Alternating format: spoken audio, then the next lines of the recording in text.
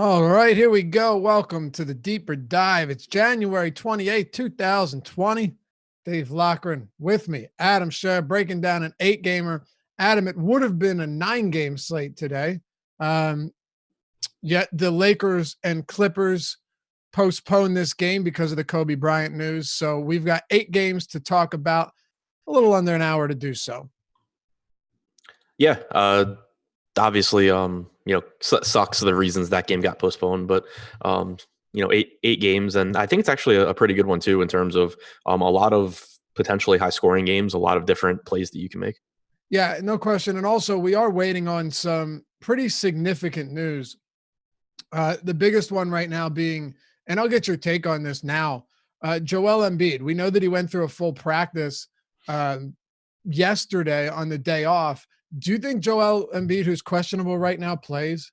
My guess is that he does. Currently, when I did my projections, I kept him out just because I think that's the easiest. That's the way that team will have the most or the biggest impact in my lineups. But yeah, I haven't worried about it too much since it's the 7:00 game. Well, happy to have all of you guys with us. As always, we'll jump right into this one. Before we do, I want to let you know that Super Draft is the sponsor of the Deeper Dive. I can't play there, but I know in Pennsylvania, but I know that you have been playing there the past few days, and seems like you're enjoying it, huh? Yeah, it's pretty fun. It's a nice change of pace, and I like it too since just because of the way the roster construction is. Not only do you get to typically root for better players, but you just kind of end up with completely different players across your lineups than you do on other sites. So it's nice to have a vested interest in some different guys. Yep. And I've said it a million times. I'll say it again. I don't like when sites try to reinvent the wheel, but this is different.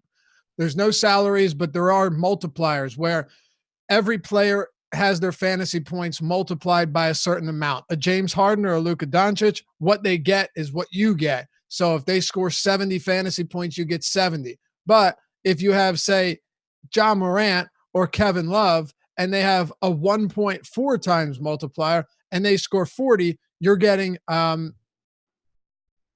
56 fantasy points. So it's all about the multipliers depending on the player.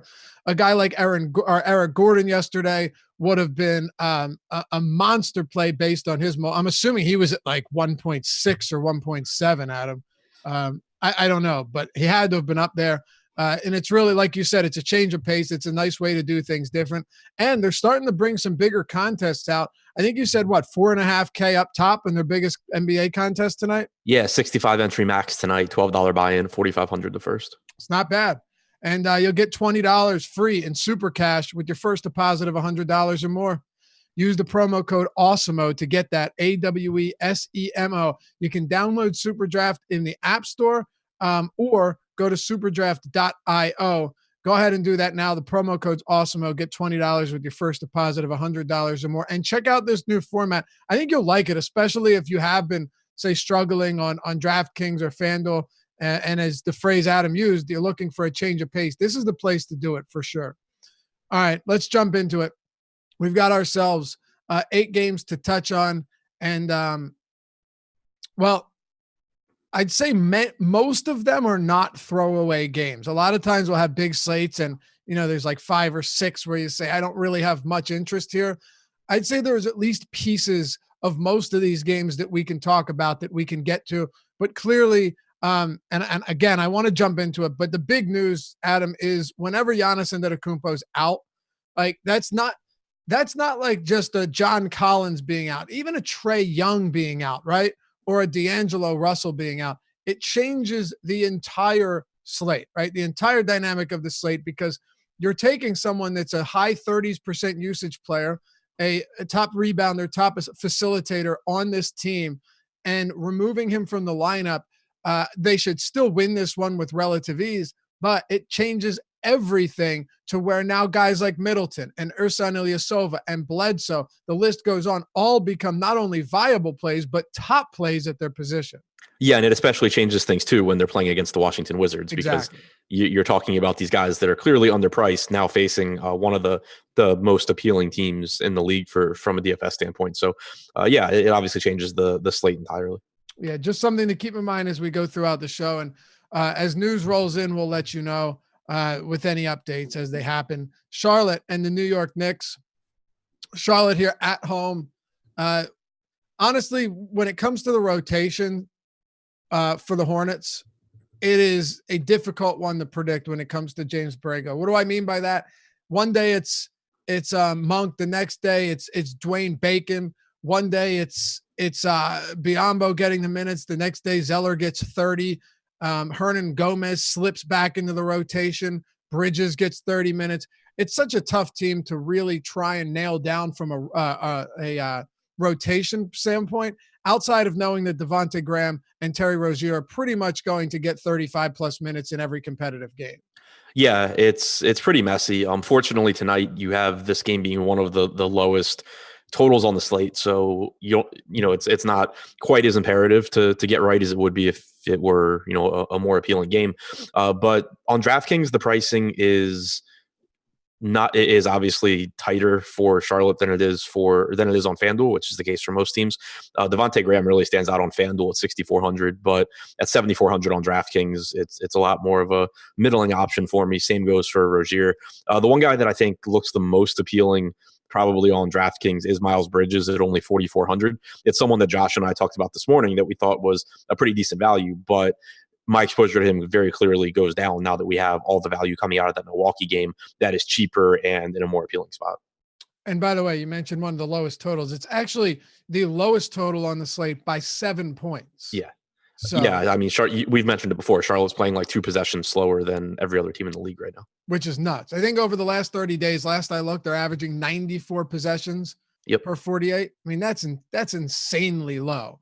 Yeah, and the next closest team is Miami at like 96 and change. Right. So it doesn't give you a whole lot of confidence. When it comes to guys like Graham and Rozier, when they're priced right, I'm still willing to get there. But the lack of possessions in a game like this is certainly going to take some shine off of them. And I think, like you said, especially with Milwaukee, even your mid-range guys become less appealing. I would go ahead and venture to say that among Graham and Rozier, neither of those guys are top options for you. Yeah, agreed. All right. So on the New York side, the minutes for guys like Marcus Morris are very solid. Not only solid, but they're very high. Julius Randle's another one who continues to get huge minutes, but that price tag is becoming a little bit prohibitive. And then Elfrid Payton, his price has come up as well, but he's seeing consistent runs. So if there's one thing you can say about the Knicks is, the main players in the starting lineup, at least the Paytons, the Morris, the Randalls are getting a lot of run. But as you just mentioned, not only do the Knicks play at a middle of the road pace, but they get a significant pace down spot here. I mean, they're losing like 5 possessions, or I guess it averages out to 2 or 3. It's still a big pace down spot for the Knicks against the Hornets, despite Charlotte not being a quality defensive team. Yeah, and I think the only thing that really stands out to me from the Knicks is Julius Randle sitting at 7,400 on FanDuel. That's $1,100 less expensive than he is on DraftKings. $1,200 less expensive. So I think he's really priced up on DraftKings, as is most of the rest of the Knicks team. But on FanDuel, Randle really stands out. But overall, it's a good matchup as far as they should be efficient in their possessions. But there's just so many fewer possessions expected in this game than any other game, really. Randle or Zion on FanDuel? Zion's 6,300. I have Zion. Okay. Yeah, me too. Especially because I have Zion's minutes increasing even further tonight. Yeah, I have Zion as the top power forward on FanDuel. I have me too.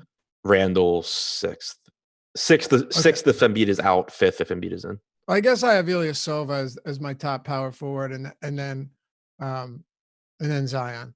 But either way, they're pretty close there.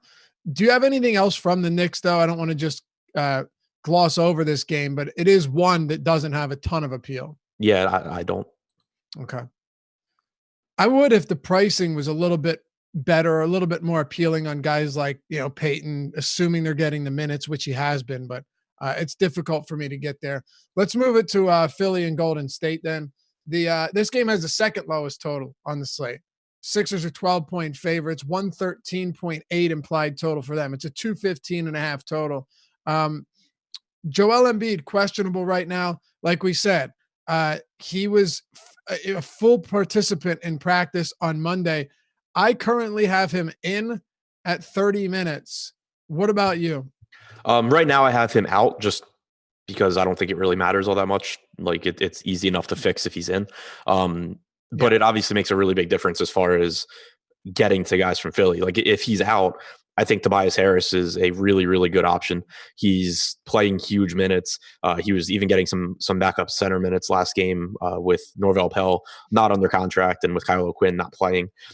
So I think Harris would look really, really good. Ben Simmons, even though the salary has come up, would be appealing, expecting around 40 minutes with the increased usage and rebounding that comes without Embiid. If Embiid is in, though, you're talking about these guys getting price bumps because of him being out and then him coming back. And so it would naturally make them a little bit overpriced.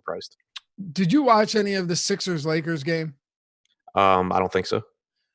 So Ben Simmons shot 12 for 15. And this wasn't like a fluky 12 or 15. He was extremely aggressive throughout the night. Instead of kicking it out once he got into the paint, took it to the rack every single time and was extremely dominant in that regard. I just never know when he's going to do it. Like I just never know when Ben Simmons is going to be that guy. Now, if Embiid plays, it's completely irrelevant. Does not matter at this price point, even though his minutes have been huge.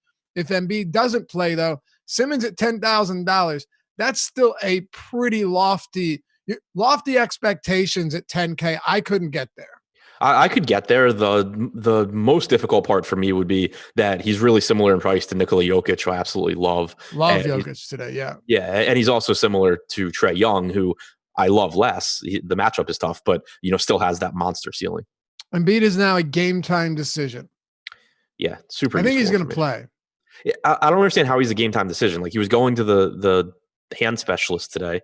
Is he good or is he not? Right. You're not going out there and testing your hammy.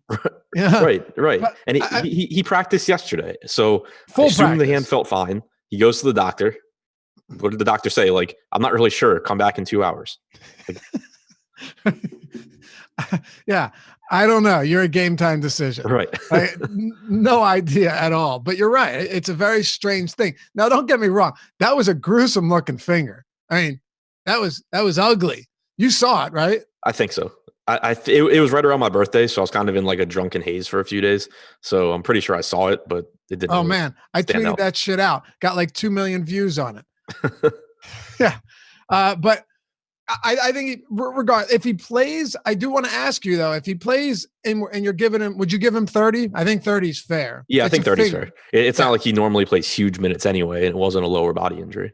I got 6% of him when I crunched earlier at 30 minutes, which I don't know. It's not crazy, but it's hard for me to feel comfortable with Embiid when he's so close in price to Jokic today, who with Mason Plumlee out has just been seeing additional minutes, and with Jamal Murray and Paul Millsap out has seen his usage and rebounding spike. Right. It's kind of one of those spots where if I'm expecting 30 minutes for Embiid at 9,800, that's perfectly fine. The issue is just when I start to compare him to other guys like Jokic, like you said. And I think the big thing there is going to be an ownership thing. Like even so, I would likely not have much Embiid at all, but Jokic is really not that popular right now. So, that's another reason to probably come in and pretty low on Embiid, but I would assume the rest of the field will be very low on him as well. Do you have any other thoughts on the Sixers here if Embiid does play? No, like I said, you would obviously lower the usage for Tobias Harris, potentially the minutes as well by a couple. So it really just would make everyone a secondary option at best if Embiid's in, whereas I think Harris is a priority if Embiid sits. Okay.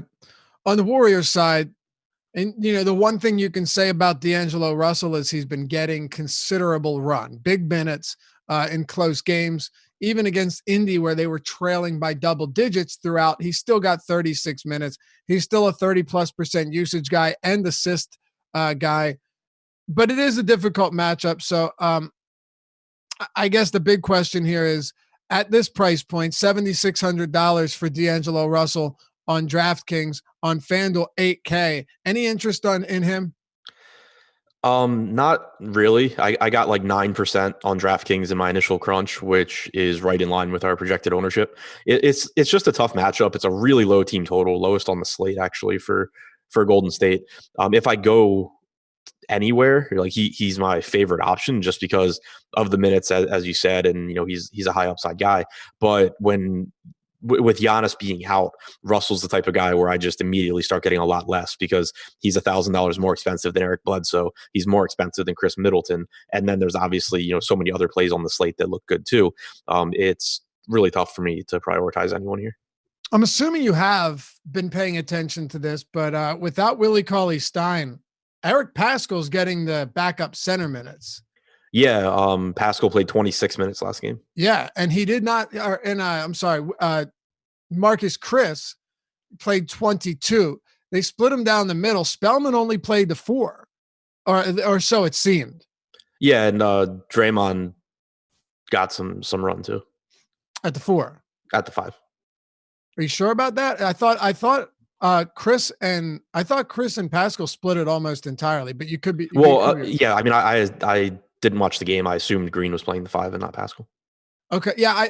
I didn't watch either. I just looking at it from the substitutions, literally every sub in and out was Paschall for Chris. So it's possible that while on the court, Green could have been playing the 5, but I believe that every single substitution between Chris coming off and back on was for Eric Paschall. Yeah, you're right about that. And yeah, the closing lineup had Paschall and Green. So, do you have any interest in the rest of this team? And if Embiid plays, I guess you would have to think that Kerr looks to get a somewhat bigger lineup, or does he run Dre at the 5 just because he's smaller, but defensively he's ferocious? Yeah, I mean, I think for one, Kerr's rotations are pretty tough right now. Like he had kind of even said that he's just going based on all over the place, right?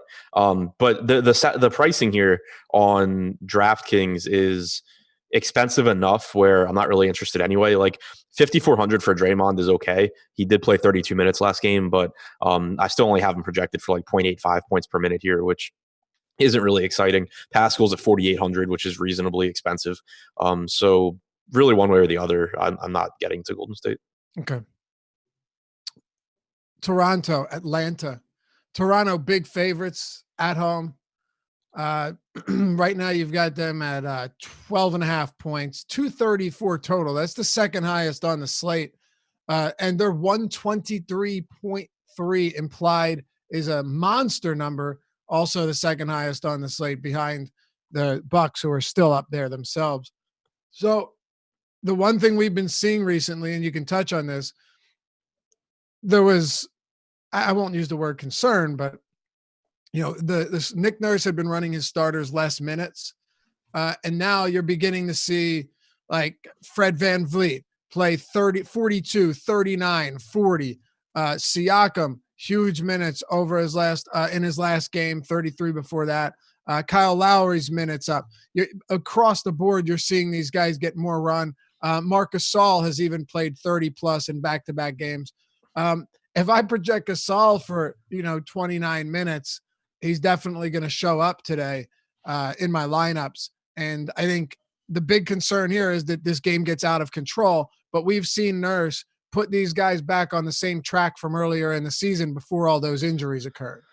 Yeah, the minutes have been really nice. The pricing is okay. On DraftKings, $8,000 for Siakam looks like a pretty good deal.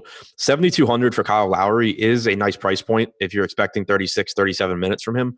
The one thing that I would point out, and he's getting a ton of ownership right now, we have him as the 5th highest owned guy on DraftKings at the moment, is that he is playing basically all of his minutes alongside Pascal Siakam, which for the season has only resulted in 0.92 DraftKings points per minute, a 20.5% usage rate, 24.5% assist percentage. I have him projected higher than his average production because he's facing Atlanta, but it's still, I think, worth keeping in mind that as long as the rotation stays that way, he's in the least productive role that he can possibly have with this team. And so it would be a spot that I'm pretty significantly underweight if the ownership stays as high as it is. Yeah, I would agree with that. And like you said, the minutes are up, which makes these guys at least in play. But once you start talking about where they're priced at, it becomes a little bit more difficult here. I'd say a little more nuanced. But what about Marcus Saul at $4,900 on DraftKings? He played 30 minutes against the Knicks, and then he played 36 minutes in that 4-point road win against San Antonio. I believe, was that an overtime game? I don't remember. What was the date? I'll tell you. I got it. I'll tell you right now. Okay. No, it wasn't. He played 36 in regulation. Yeah. So, and the salary on him is pretty cheap. Obviously same price point as Brook Lopez. So I think between the two of them, you probably, if you're playing like one lineup, just give priority to whichever one is lower owned. But the minutes have been good for him. No guarantee he plays north of 30 again, but even if you give him around 30 minutes here in a favorable matchup, I think he looks like a good option. Okay. So do I. It always scares me because Marcus Saul is far from the player he once was when you could actually rely on him to give you consistent numbers across the board. It's not to say he was ever like a legitimate nightly triple double threat, but you remember it wasn't long ago that we were saying, yeah, Marcus Saul is the best passing big man in basketball. Right. He's definitely declined pretty quickly. Yeah. And he was also playing on a team that allowed for him to do more and get more touches for sure. But yeah, he's not the same player he was. On the Atlanta side of the ball, God, it's just an ugly spot for them against a healthy Toronto team. We know that Collins is going to get another start at the 5, and that helps him, but his price for me is a little bit tough to get to. And then basically like Kevin Huerter, the minutes are going to be there again. He's getting huge run, but on an 8-game slate, do we get there? So let's actually hit on those guys first, and then we'll close it with Trae Young. Yeah, there's not much outside of Trae Young that I'm interested in here. The minutes, like you said, should be there for Huerter. They should be there for Hunter, and Cam Reddish should get a bump as well with, I assume, with him rejoining the starting lineup. But it's just a tough matchup, and you're talking about guys that when they do play alongside Trae Young, they take a pretty significant usage bump as well. So it's just not a very productive spot. Like if I had to go to anybody outside of Trae Young, Kevin Huerter would be the guy that I get to first at 5,500 on DraftKings. But there's just a lot of plays that I prefer over him. So taking secondary guys from the Hawks isn't something I plan on doing much of tonight. Sean Indy, find another show where people research and prepare as much as we do. He said, don't remember, do some preparation because the overtime game. Yeah, because that's definitely something that was important. Right. For sure. Yeah. I mean, look it up, give you the information on the show. You should be thanking us. Anyway, do you want to talk about the rest of this Hawks team? I'll let you close it out before we move to the really interesting game between the Cavs and the Pels. Yeah, it's pretty much Trae Young from the Hawks.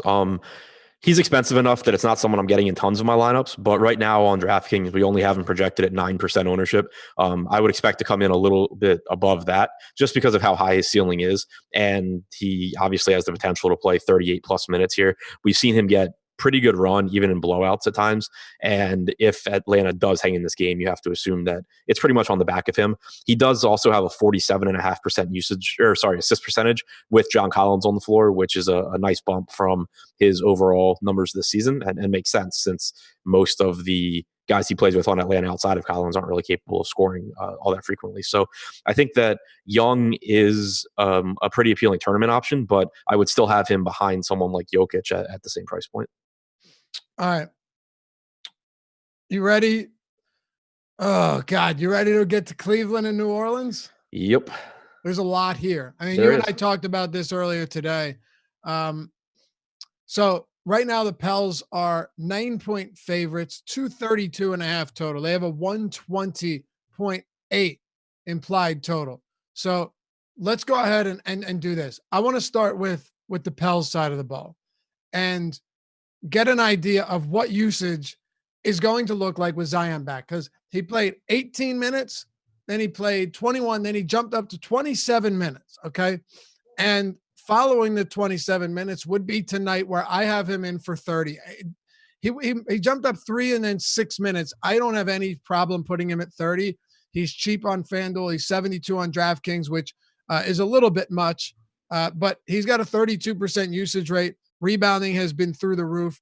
The big thing too, though, and this is what you and I had discussed earlier, is how is this going to affect the rest of the team now that he should start playing starters minutes on a regular basis? That's the big thing here, because you've got guys like Holiday.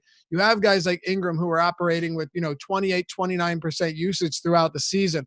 You got guys in Derek Favors who have rebounded well, not high usage guys. And Lonzo Ball is another one who, while on the court with Zion through 3 games, has a 10% usage rate. Not in those games, but while on the court with them. So there's a whole lot to break down and digest here with Zion expected to get more minutes going forward.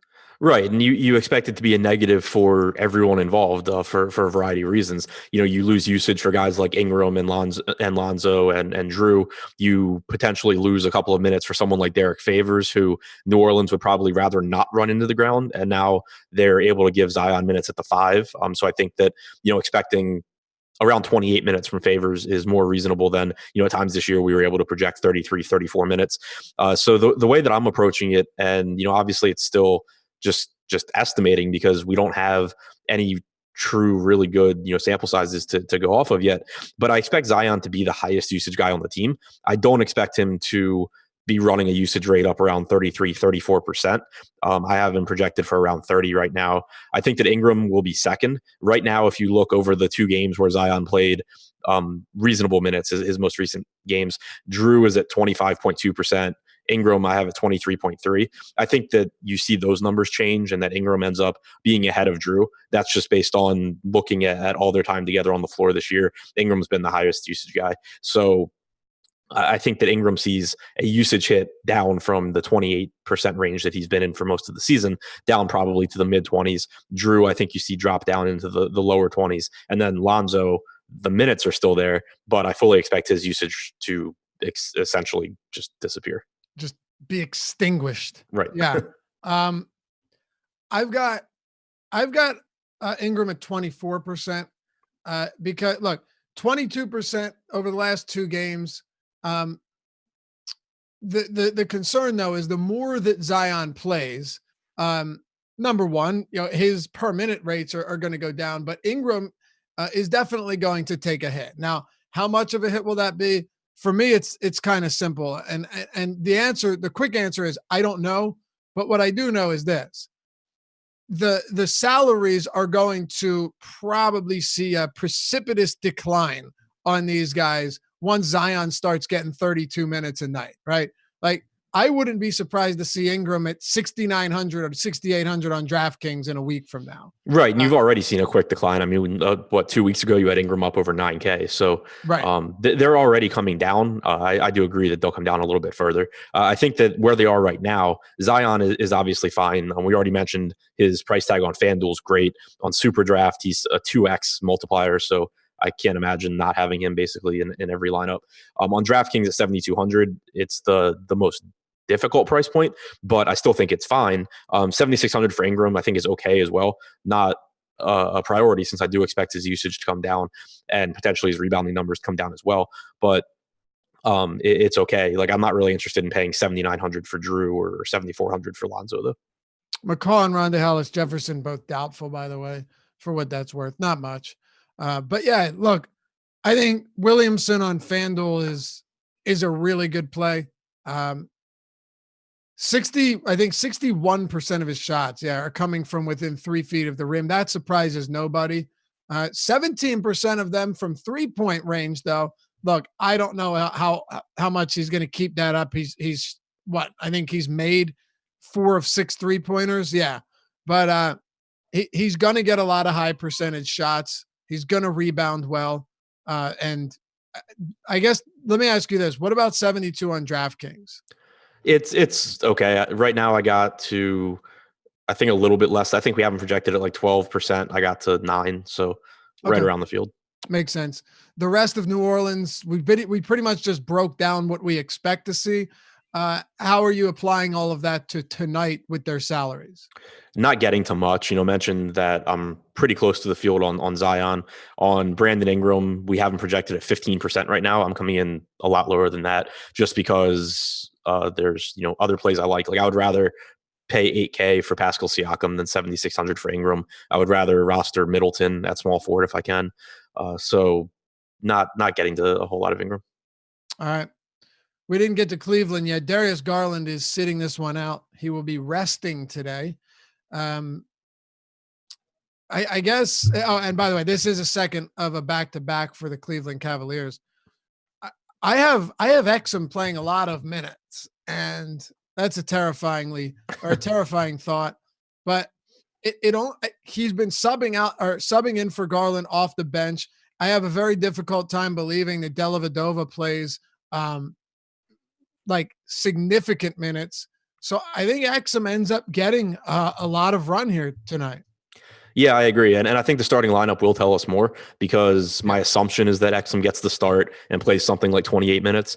But if Dellavedova did get the start, I would be less confident in Exum's minutes. But either way, I think that I'll get to some. Right now, we have him projected for 18% ownership, which I don't think I'll get that high. He's not a particularly productive player. He's going to be playing more minutes alongside high usage guys like Colin Sexton, Kevin Love. And his usage is already, just right. ridiculously low. Since joining Cleveland, his usage rate's between 15 and 16%, and that's playing his minutes off the bench with the lowest usage guys possible. Even Kevin Porter's been out most of that time. So he really hasn't had that many guys out there to take usage, and he still hasn't been a high usage guy. So it would be more that you have a minimum salary player potentially playing upper 20s in minutes or even 30 minutes against a fast-paced New Orleans team. That's where the appeal would come. But we have enough value now on the slate. We have enough good spots to get to. I wouldn't be like jamming him into a ton of lineups. Okay. Yeah, the real appeal just comes from one area, and that's the fact that he's basically the dead man. Right. And that's it. If Exum was 4K, I wouldn't have a single lineup with him, I don't think. But, yeah, exactly. How many minutes are you giving him? 28? I have him at 28. Yeah, me too, but I wouldn't be surprised if he played 30. It's tough to say. Right. But you bump him up to 30 or 31, then things start to get a little bit dicey. The rest of Cleveland, I have to ask you this too, because it's something it's been a little bit strange, and some of them might have been the result of blowouts, but Tristan Thompson's minutes have come down pretty significantly. Meanwhile, Larry Nance playing 24 plus minutes every night. He's too expensive. Just saying, you have another healthy body in there. Alfonso McKinney is getting some run, and Kevin Love continues to get solid minutes outside of last game. What are you doing with the front court?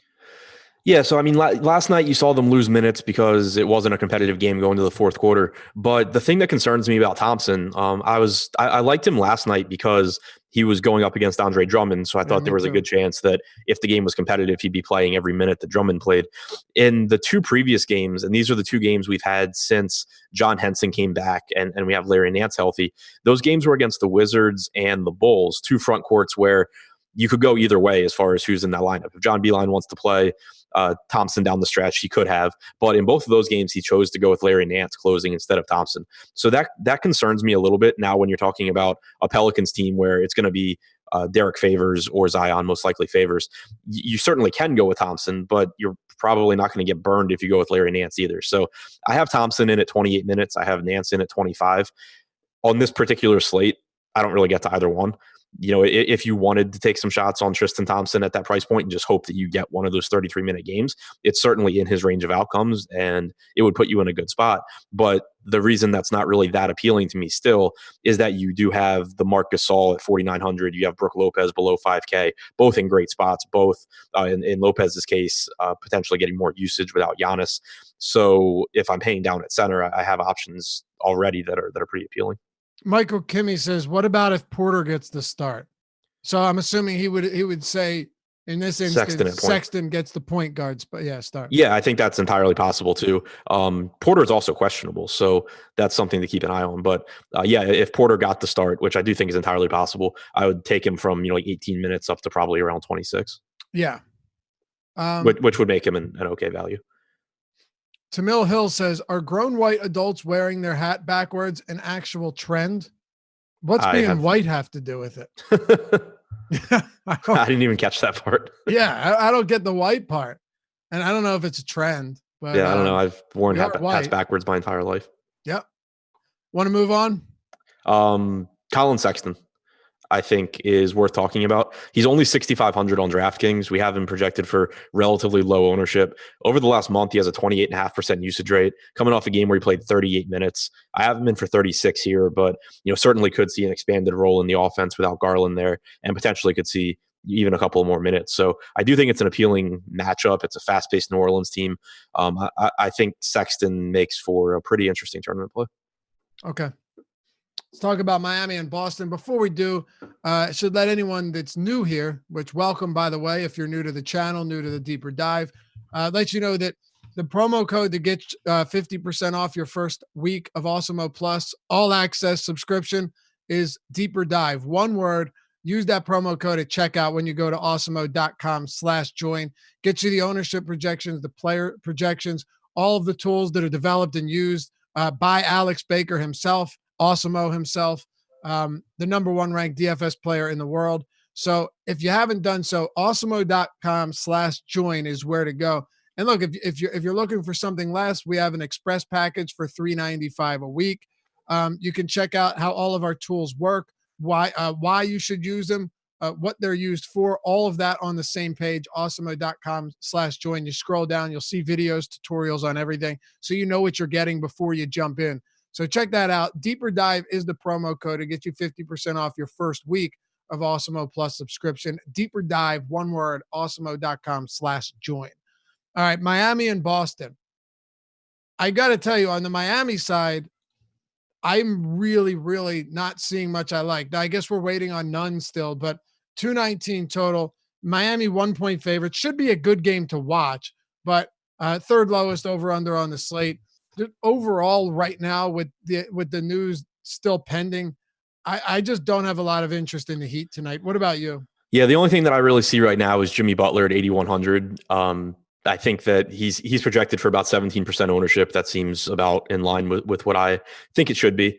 He's should play around 34 minutes. He obviously is the highest usage guy on the team. So he looks okay. Nothing I'm taking a strong stand one way or the other on, but everything else is pretty tough. Bam is, I think, more appealing on FanDuel. He's a power forward there at only 7,900. So that, doesn't look bad. But on DraftKings, he's only center eligible. He's not really cheap. And it's just kind of a weird position where you have Jokic at the top, who I absolutely love. You have the cheaper guys that you can go to in Gasol and Lopez. So it's kind of tough for me to get to him. So the only guy I'm really getting any ownership worth mentioning to right now is Butler. Yeah.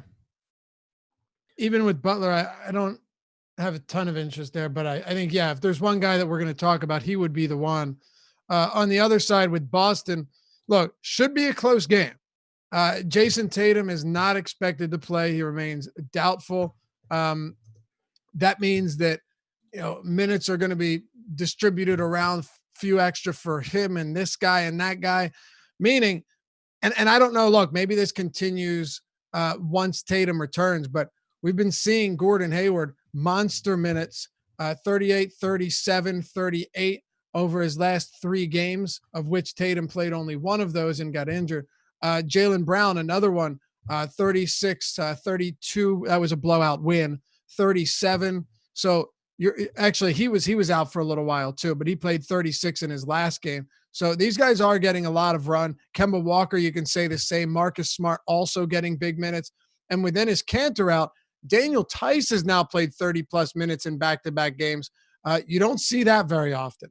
Yeah, I mean, this was the team where when Josh and I did the show this morning, we expected pretty much everyone to be going. And then now with the news that Giannis is out, you're getting a lot lower ownership on these Boston guys, which I think is correct. I think it makes sense. Like the Milwaukee guys should be higher owned. It's a better matchup and all of that. But you're still talking about a Boston team that's losing Jason Tatum, that is one of the highest usage guys on the team. Without him on the floor this year, you have about a 32% usage rate from Kemba. Jaylen Brown is at about 27%. He's been around a fantasy point per minute. Gordon Hayward's a fantasy point per minute without Tatum on the floor. Kemba's at 1.29. So I don't expect them to produce at quite that rate in this spot against a tough Miami team, but you still get the opportunities. You still get a lot of minutes. Kemba's minutes have been up, like you said, 38, 36, and 38 minutes in the last 3 competitive games that they've played. And he's only projected for 10% ownership right now. So I think it gives us a chance to go to – you see it a lot when there's news that opens up later in the day. Sometimes the people kind of overreact to it and forget about the really good plays that were already there based on news that we had. So I think that if that's going to be the case, there's an advantage to maybe being overweight on guys like Jaylen and Kemba. Okay. Top options from Boston for you Jaylen right and now? Kemba. It is Jaylen. Okay. Just want to make sure. And I know the Giannis news changes a lot. Daniel Tice just kind of at his price point makes it pretty difficult. Yeah, that's what it is for me is even if you expect him, like he's a 0.97 DraftKings point per minute guy without Jason Tatum on the floor, but you have to account for this not being a particularly fast-paced game, it being a good Miami defense, and you really can't comfortably project more than 30 minutes for Tice. So if you assume slightly less than a fantasy point per minute in this matchup and him to get around 30 minutes, you're not really excited about rostering him at 5,700. I'm with you. Yeah, this game, at least on the Miami side, not a lot. Boston, when it comes with now that Giannis is out, and you kind of broke this down. You said that you and Josh discussed this, but let me just hone in on it a little bit. Now that Giannis is out and things change, these mid-range Boston guys, are they priorities for you? Or are they secondary options? They fall somewhere in the middle. What would you say they are right now with that big news that we got mid-afternoon? I would say they fall somewhere in the middle because, like I said, I do strongly prefer the Milwaukee guys. They're in a better matchup. They're priced a little bit more appropriately since their salaries don't reflect Giannis being out whatsoever. But I think right now, at least, the projected ownership gives us an opportunity where if you're a max entry player, you can get overweight on guys like Kemba and Jaylen that are still really good plays without having to be in the situation where they make or break your entire night. Like right now, we have Jaylen at 19% on DraftKings. If I play 30% Jaylen, I'm in a pretty good spot relative to the field, I think, but I'm also not in a position where I'm absolutely dead if Jaylen has a bad game. Same thing goes with Kemba at 10%. It's a tough matchup for him, but I think 10% may be a little bit low for someone that has the potential to play 38 minutes and shoot the ball 30 times. Right. I hear you. So Milwaukee has a 126.8 implied total. It's the highest on the slate by a number of points. They went from 16-point favorites to 11.5-point favorites. The total went from 240 to 242.5. Last time Giannis was out and Bledsoe and Middleton were in, they faced the Pelicans and still blew them out of the water. So this is still a very realistic possibility that this game is not close, but that really doesn't matter. We had somebody in chat yesterday, and, you and I discussed this, said Rudy Gobert isn't going to play more than 25 minutes because of a blowout, right? Well, there was a blowout, all right. It was just on the other side. And guess what? Despite them being down by 16 points with 4 minutes left in the game, Quinn Snyder still had Donovan Mitchell and Rudy Gobert out there. So stranger things have happened. We saw Middleton come back in this game with Giannis out last time against the Pelicans and close the game out with Brook Lopez, despite there being no chance of New Orleans crawling back into it. So I'm not taking any of that into consideration here. They're just in too good of a spot. When Giannis is out, everything changes. I mean, you see Middleton's usage, you see Bledsoe's usage shoot above 30%. See Bledsoe assist rate above 30%. Rebounding for both of these guys, everything improves, not just a little bit, but markedly across the board. Yeah, it's just such a big change in terms of everything that they do. Since the start of last season, Middleton's averaged 1.42 DraftKings points per minute without Giannis on the floor. Bledsoe, even if you put Middleton on the floor and take Giannis off, has still averaged 1.48 DraftKings points per minute. They're both favorably priced. I don't really have any reason to get away from them. Obviously they're going to be popular, but I think that they just both have really high ceilings here. And if this game does blow out, there's a good chance that it's on the back of at least one of them, if not both. If the game's competitive, then they should be just absolutely smashing their price point. So I have no issue with them being two of my highest owned guys today. Dante Exum confirmed starter, by the way. Yep. So who did you say were the two highest owned? Bledsoe and Middleton. Yeah. Okay. So what about Ilyasova, who's good opportunity to play, say, 26 minutes against this Washington front court? Yeah, I think he's very clearly the top value on the slate. He's only 3,300 on DraftKings. He's playing around 26 minutes in the games that Giannis has missed. I think off the top of my head, it was 27, 24, and 27 minutes. And now, obviously do some preparation, man. Yeah. I just double checked and I was right. 27, 24, 27. It's a good matchup. I don't expect he's been great too in all three games. 47, 42.8, and 36.8 DraftKings points. You still can't expect that type of production, but you don't have to get anywhere close to that for him to be a guy that should be in your lineup. So really just no downside, or as little downside as you can possibly have to rostering Ilyasova at that price point. For sure. Now, these kind of secondary guys, even tertiary options here from Milwaukee, we got Middleton and Bledsoe. I'm not even going to follow that up because everything you said, I agree with. There's no reason for me not to love these guys.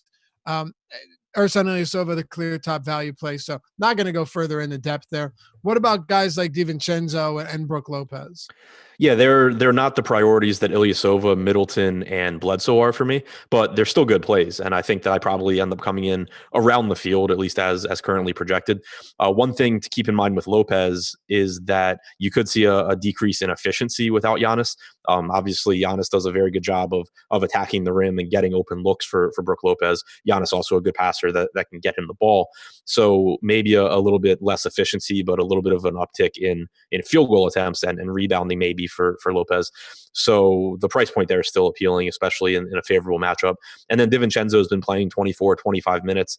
And now, of course, none of his minutes are going to be with Giannis. So more usage there and just the potential to produce at a higher rate in a good matchup and a really cheap price point. So I like both of those guys. I'll have less of them than I do of the main three, but I'll still have plenty. So Bradley Beal has played 38 minutes in two of his last three games. I think one was an overtime game though. But still, Bradley Beal, by the way, did you see that 285 points in regulation between them and the Hawks?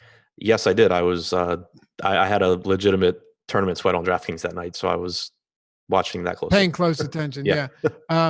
Just insane, but 38 minutes from Beal. I've got him at 36 today. I'm not quite ready to start jacking him up to 38 where he was before. But yeah, I mean, big time minutes last time out. He's a 30+% usage guy.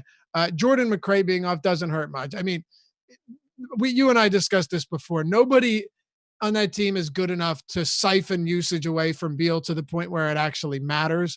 But McRae won't play. So that means that Troy Brown should probably get a decent amount of ownership here. And then the rest of this team is pretty tough to get excited about. Yeah, there's a couple things I like here. Beal and Brown being two of them. You have Beal, at least we know he can play 38 minutes. That game wasn't even competitive, and he basically didn't come off the floor in the second half. I don't know if that was a Kobe-related thing or not, that he just insisted on playing the entire second half. But it was good to at least see, clearly not on any sort of minutes restriction.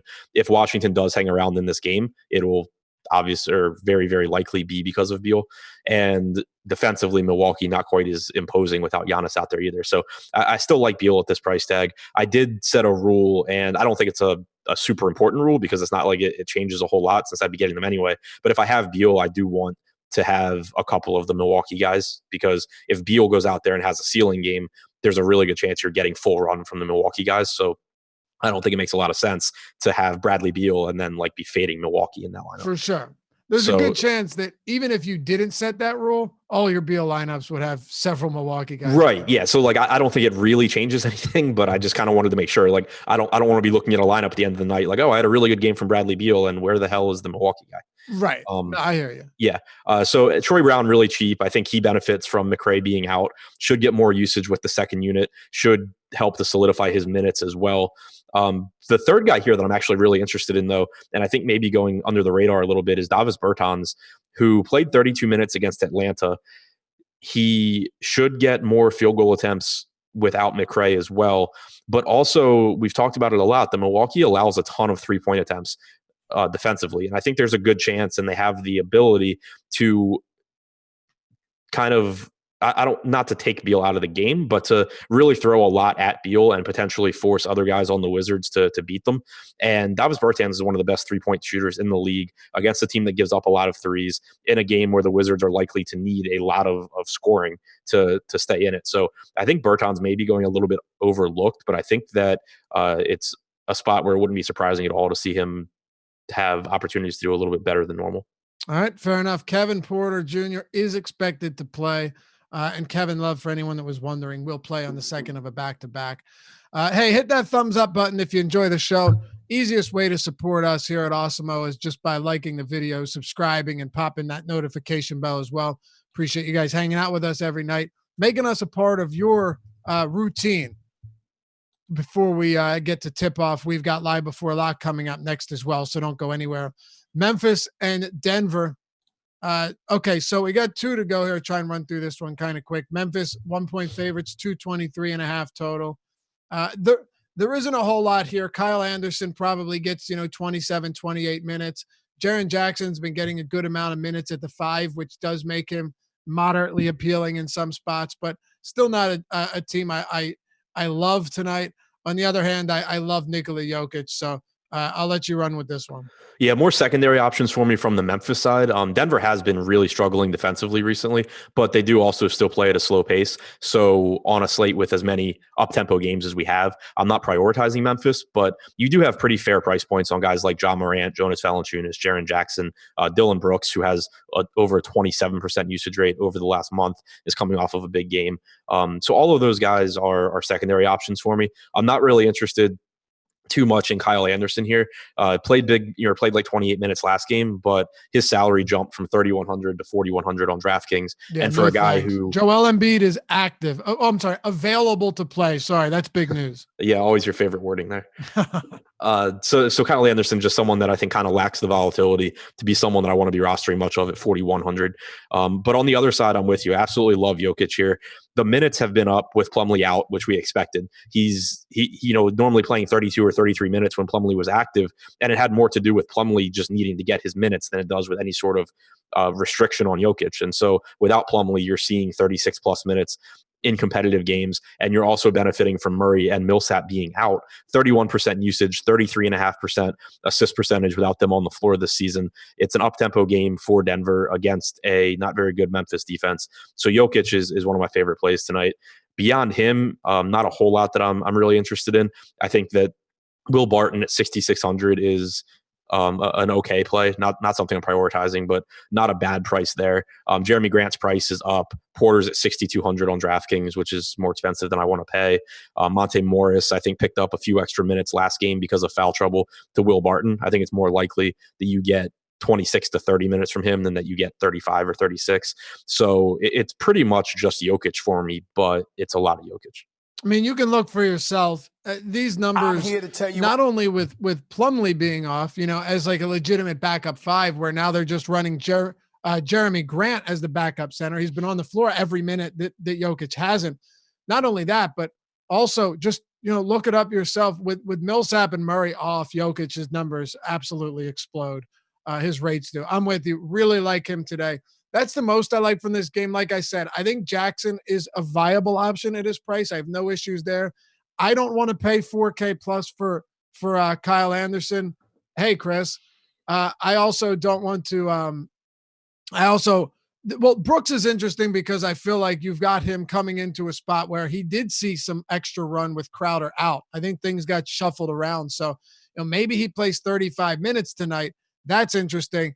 but at his price point, and we got to get to this last game and get out of here, but I just try and nail this down. At that price point, Dylan Brooks, 6K, that's getting up there. Yeah, I mean, the usage is there to justify it, but Sure. it's to the point where, if you were like 5K, I would love Dylan Brooks as a value. Would love him, yeah. At But 6K, it's a little, yeah. Yeah, at 6K, it's like, okay, cool. Like if I'm playing 150 lineups, I'll probably have more than a 0, and I won't be upset that I have any, but it's not someone that I would expect to have a lot of at all. All right, let's close it out. Dallas and Phoenix. Dallas second of a back-to-back. Porzingis has seen his minutes down anyway since he's returned, 27, 25, 25, 26. And Maxi Kleber's just getting the backup center minutes. So if Porzingis sits, that does a lot for Kleber. And outside of that, you've got Luka against Phoenix at an elevated price point. He is probable. He's expected to go in this one. And then DeLon Wright also getting some run. Seth Curry's been getting around 30 minutes. So with Powell out, and Willie Cauley-Stein didn't even play. So it's an interesting dynamic here with the Dallas Mavericks. Yeah, the Porzingis news is probably the biggest piece I think that we're still waiting on. Not because I'm really interested in Porzingis one way or the other, but because if he's out, you could, Maxi Kleber would be a good value at 4,200. I would expect Cauley-Stein to get into the rotation as well, but Rick Carlisle had said that they were going to ease him in. So if Porzingis sits, you can, swap on to some Maxi Kleber. You can up Luka's projection a little bit, but, keep in mind the assists do come down for him. Also, though, looking at the wings, you have DeLon Wright, who in 3 straight games has played, 26 to 28 minutes. He's been closing games normally over like Dorian Finney-Smith, but at 4,100, that's a guy that, I don't mind getting in some lineups against in a good matchup against Phoenix. I think that Tim Hardaway and Seth Curry are both, okay secondary options at cheap price points as well. All right, we got to go. We're up against it. Close us out with Phoenix, Adam. Not a good matchup for them, but I think for DeAndre Ayton, Devin Booker, Kelly Oubre, the minutes are just really, really appealing. You're seeing 38 plus minutes for these guys in competitive games. And so that's enough to be getting them into some lineups for me. Plus Booker's usage is up recently as his minutes have been staggered with Ricky Rubio. Rubio's usage has gone down, which is in part because Booker is doing more offensively, but his FanDuel price in particular is very, very appealing. Well, that'll do it for us. Thanks for hanging out as always. Eddie Fear, Chris Randone taking you up to lock. Good luck. We'll see you back here tomorrow in the Deeper Dive presented by Super Draft.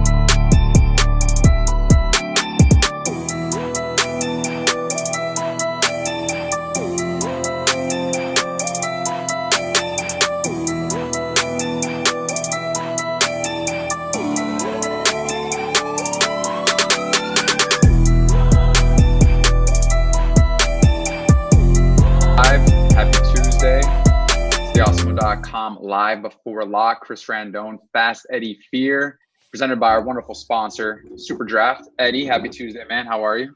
I'm very well now that I see your pretty face. How are you? Man, you always know how to make me blush, man. You gotta stop doing that sometimes. Been doing that with attractive young men for a long time now. Well, before we get into it, we're gonna make this quick. Once again, thank you to our wonderful sponsor, Super Draft. For those of you who haven't signed up yet, they're still doing the promotion. Get free $20 in super cash when you sign up. Use the promo code AWESEMO.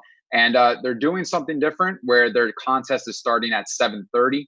So if you're doing all your lineups with FanDuel and DraftKings and Yahoo, you'll still have that extra time now to get into their tournaments. And they do have a nice one, 4,500 to first, 1,300 people in there right now, 2,100 people is when it caps. It's $12 entry. So check it out. They have the new multiplier feature and trying to switch up the game in the fantasy community. So Super Draft, once again, thank you. All right, Eddie. We had a couple things come out real quick that we could just touch on, but Jason Tatum was finally ruled out. But however, Joel Embiid, he will play. What's your thoughts on this, man? Does this change up anything for you with Embiid in?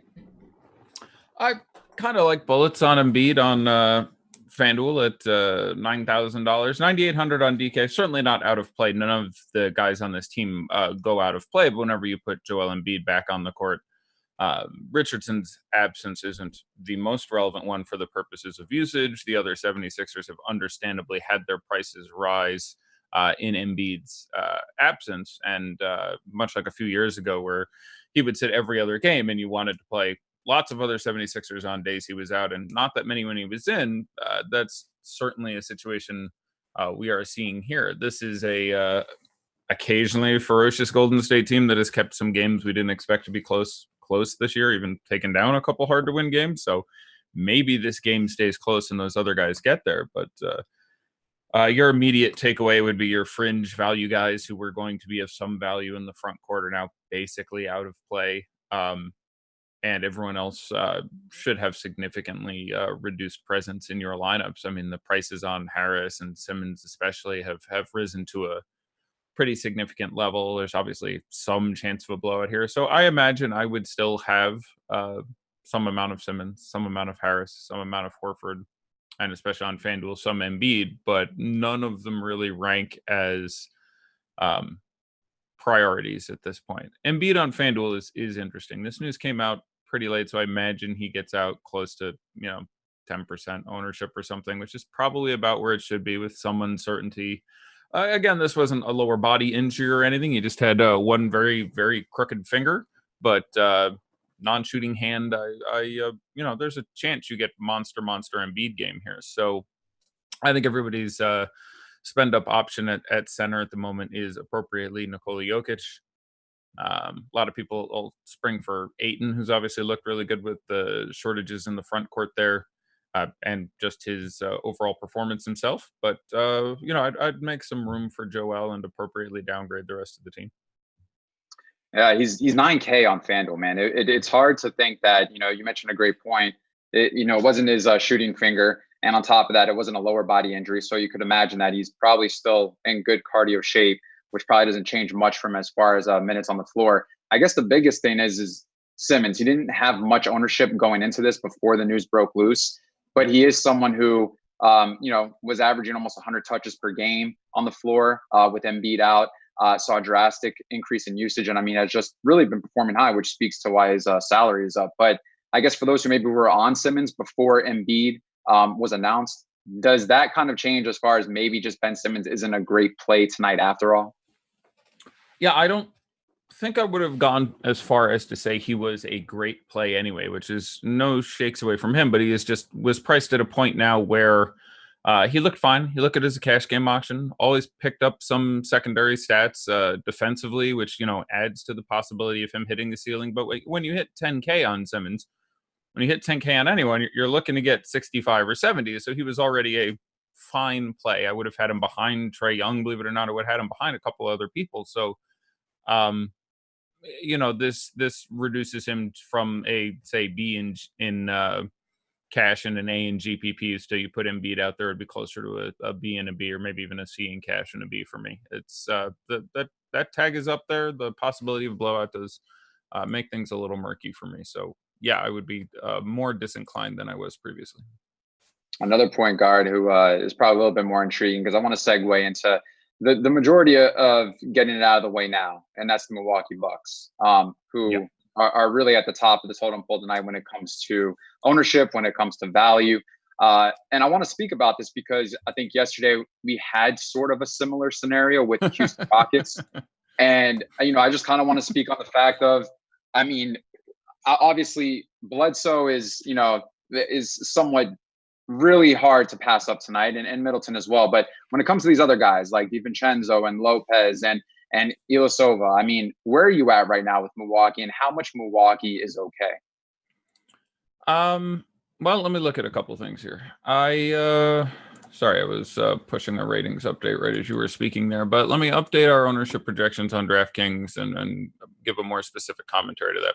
Right now we have Ersan at the highest player owned on the slate at 62% projected. And that's I said 60 before when someone asked me before I looked, and I think we had 50 for a while, and now he's cusping over 60, and I'm not surprised. Well, look, I don't have much of a problem with it. Giannis has missed 3 games this year. Bledsoe has missed 2 of those games as well. It's worth pointing out. So when you talk about, Middleton performance in games without Giannis, you should keep in mind that Bledsoe also missed 2 of those 3 games. Middleton played all of them. Ersan started all 3 of those games. Played like 27, 24, 26 and a half minutes in those 3 games. And was extremely good. Now, if you're looking for an anti-Ersan argument, it would be that he shot out of his mind. No reason he can't do it again here against the Bucks, but in those 3 games, he was something like 8 of 10, 7 of 9, and I could look it up in a second, but he shot like greater than 75% from the field in all 3 games. He had 17 rebounds in one. He just went absolutely apeshit crazy, and it's a fine spot to do that again, but you still have to project him well lower than what we saw in those 3 games. Quality hand, bit of a defensive liability in certain situations, is the reason that someone who's as good of a fantasy producer he is, a la Christian Wood, doesn't get consistent time on teams. It is hard for me to not like him a lot. 60% is around what feels like the appropriate number for me. And again, I would probably rather play 100 or 0 than play 60, just because I think differing from the ownership is critical long term if you're hoping to make a big strike. But I'd probably lean a little more towards the 100% side of that if I had to. He's just very, very, very cheap. And that combined with the fact he's very popular makes it really hard for him to hurt you. I think he's 300 over the floor on DK and 100 over the floor on FanDuel, or 2. I think it's 2 on FanDuel. I have him projected for 26 minutes and 27 fantasy points. That's obviously incredibly appealing. And again, that would be that's maybe even a conservative projection. So I can't come up with, a super strong take there. I am generally disinclined to Dante DiVincenzo. He's going to be 15 or 20% owned. This is very similar to guys have been like, these guys are out, I'll play PJ Tucker. Or, these guys are out, I'll play. He simply should not be. And George Hill being back and available is relevant for this as well. Not a guy who, in the absence of Giannis, really changes at all. So it's just one of those times where I feel not that much better about Dante DiVincenzo today than I would basically any other day. I would have to project him for an additional shot, so that'd be 8 instead of 7 or something. It's a great matchup, and I like the fact that he's going to be the 4th probably highest owned Buck. I imagine he gets a little bit over Brolo. Actually, no, he's probably the 5th highest one. Brolo will probably be higher on then. I'll look in a second, but so he's fine, but it doesn't change his projection much for me. Like all right, hold on, let me get a couple things here. Here we go. Let me just pull down these boxes because I had them before. So in the 3 games, Ersan Ilyasova shot 8 of 10, 7 of 8, and 6 of 10. And in that one, by the way, was 5 of 6 from 3. That was his 17, 14, and 5 game. Like, he was just he was 18 and 17 in one of these games. Like, that's not a reasonable suggestion for him. But in those same games, let's see, Dante DiVincenzo in the first one played 24 minutes. He had 3 points, 3 rebounds, 3 assists, and 3 turnovers. So quadruple 3 for him. No steals, no blocks. And that was actually also a very good environment, if I recall. They had one bad game without Giannis and two good, I think. That game was against the Pelicans, so that's pretty good environment. He was trash. Second game was against the Hawks, so about as good as it gets. He got the start in that one, played 23 minutes, had 10 points, 2 rebounds, 2 assists, 3 steals, and a block. So got up to like 24, 25 fantasy points in that game, thankfully picking up 4 stocks. And the last one was against the Magic, was their somewhat difficult matchup without Giannis. He played 26 and a half minutes, got the start in that one, 7 points, 9 rebounds, 5 assists, no steals, no blocks, 5 turnovers. So, and those numbers are basically in line with the season numbers. I don't have an issue if you get there, but of the guys, I think it's more likely you get an upside game out of Brolo, and on their face, Middleton, Bledsoe, and Ilyasova against the Wizards are transparently great. So of the somewhat chalky guys on that team, I would have Dante under the other 4 by a pretty significant mark as far as my interest in playing him. Yeah, I think I'm on the opposing end. I think for me, I want to differentiate myself tonight. And I think like last night kind of spoke volumes on how you can be different and how you can really gain a significant edge when it comes to sometimes the quote unquote, these chalk value plays, especially when they're all from the same team. And I mean, obviously I'm not saying that the matchup isn't bad, and obviously, his price point's there, but for me, I think that there's a lot at power forward that you can work with, that guys are in great matchups and you can get a lot more production out of them. And they're not priced too bad. So, I mean, for me, I like Favors on FanDuel. I like Daniel Tice. I do too. Even Randall. Power forward on FanDuel is a much different conversation. DraftKings has no positions. Yeah. FanDuel, there are like 7 power forwards who are interesting in that price range. You have Tice. You have, I guess, Ibaka's a little outside of it. You have Zion at 6'2". Favors, I think, was 6'5". And I'm forgetting a couple. So FanDuel, again, usually I speak with sort of a DraftKings bias simply because I'm trying to help as many people as possible. And that's where we have the most people playing. You have, upside guys like a well underpriced Julius Randle, who's $1,200 cheaper than he is on DK. Don't like the pace of that matchup, but no reason you can't randomly catch the 50 out of him tonight. I like what's happening there. Bam Adebayo could get there. Kevin Love, played very few minutes last night. They'll confirm he'll play tonight. That's 2 back-to-backs in a row. He played after sitting out 3 in a row. You could play some Jaren Jackson. Zion is transparently good. Draymond under 6K in tournaments I like a lot on FanDuel with their scoring of 3 for a steal, 3 for a block. Larry Nance has shown that can happen. You mentioned Daniel Tice. I like Davis Bertans actually in this matchup a lot. And you get to get some equity on the opposite team against all the Milwaukee you're playing. So even $4,500 Maxi Kleber would be in play. So FanDuel, I only get 2 shots at it. I can get away from Ersan much easier than I can on DK. So I'm with you there. But I would say that I would not use last night to try to learn anything. Last night, I should have rephrased it. I should have said that FanDuel, I don't prefer him whatsoever. On DraftKings, though, he definitely shows way differently in a model compared to FanDuel. And that's just because of so many different areas that you can place him. So I should have rephrased that. Yeah, for FanDuel, it's a no-go for me. But for DraftKings, yes. I mean, it's really hard to pass up the 3,300. Yeah, I would say, alluding to your comment for last night, if I'd have been on last night, I would have given the same advice as everybody else. What the Rockets went out and did there, it is not what seemed like it was likely to happen. And will that happen where all the touts and the experts are consensus wrong? Yeah, it's going to happen once a month, once every 2 months. Like, I don't know how long we frequently get super chalk that is that incredibly, I don't want to say poorly graded, because I think it was graded correctly. We had seen the matchup with Gobert was a massive matchup. You have to figure they'd want some size out there. It's generally how teams go. Now, Dan Tony clearly has a thing for his guys. He's a big, my guys are going to play. But last game Hartenstein started, he was absolutely brilliant. They were out there dealing with Gobert. Clemens, I was more dubious on with a couple of people I spoke to yesterday, because I could see ways that this happened, where they just got lots of Rivers, McLemore, Gordon, and there just wasn't time, wasn't usage, and that they didn't need to go there. And D'Antoni sometimes doesn't like to go there.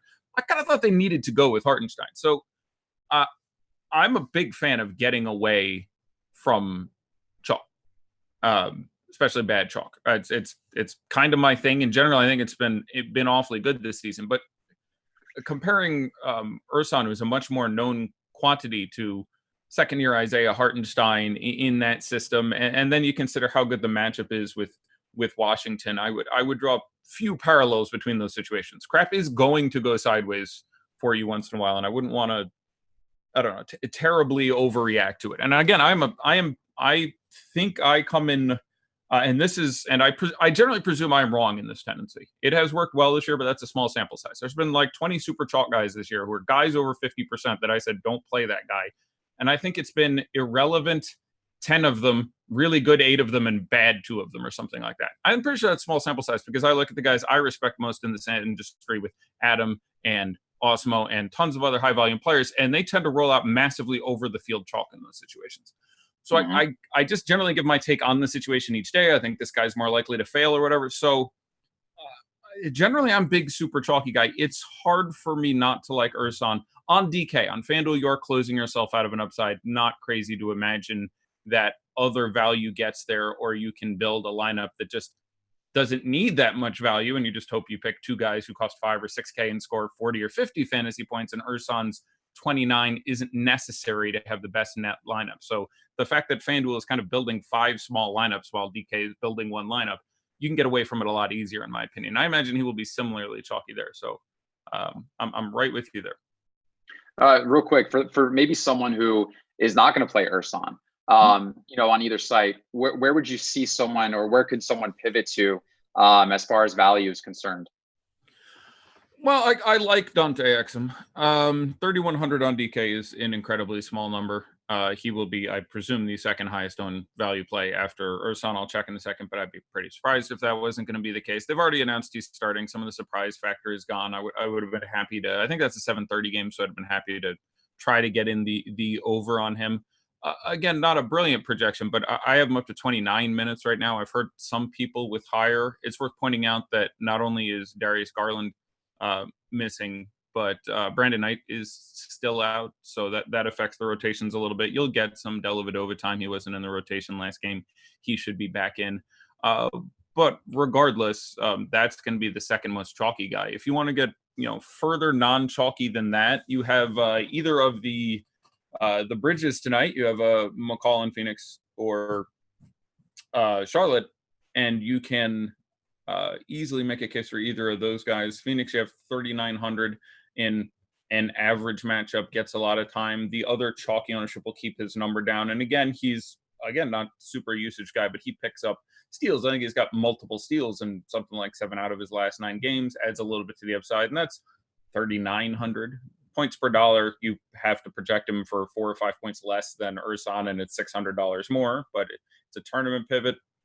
Charlotte, you have $4,400. I presume the lack of time in his last game will keep him out, but I don't know how many people will know that was the game that they played in Paris and that they gave a big stack of time to Nick Batum playing in his homeland. I assume I have him back projected at 31 minutes, I think I had in my most recent. So, you either Bridges brother, either again McCall or Miles. For some reason, I wanted to say Michael, and I'm like, I know that man's name isn't Michael, but it was stuck in my head for a while there. Miles Bridges of Charlotte. Both of those guys, perfectly reasonable value options to look at. To look at some other value that we currently have ranked in some, and yeah, we do have Exum as second.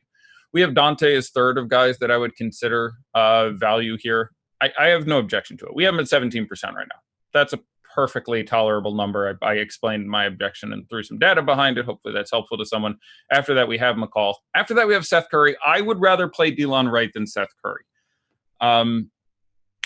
Guessing these Dallas rotations, especially with things going on, has been quixotic, but mildly this year. It's been difficult for me to figure out exactly who is doing what there, but I think this is a game in which confirmed Ursan starting, by the way, a moment ago. Yeah. I would have been pretty surprised if that didn't happen, but Ursan is starting. Jay Crowder is out. Bruno Fernando is out. So I think Delon Wright's skill set is a little more needed here. I think there's a shot he starts. Not likely. But I would be surprised if this is one of his down games. Now, this goes weird all the time where I'm not sure what they're going to do with Seth Curry in the rear, JJ Barea and Delon Wright, and Justin Jackson, who goes from out of the rotation to playing 26 minutes to there's a lot going on there too. Boban, who is literally affects all these other guys because the usage in the second unit. Again, this is only the second meeting this year between these two teams. Boban did not play in the first. Both Powell and Porzingis were in for that game. If Porzingis is out, I don't think I ranked him, but when they are missing bigs and he's 2% owned, I like playing Boban because he can go out there and either A, get a blowout, or B, just play 8 minutes a half and score 32 fantasy points. I think he's just fine as sort of a cute tournament play. The ceiling is there, especially if you get news that Kristaps is going to be out.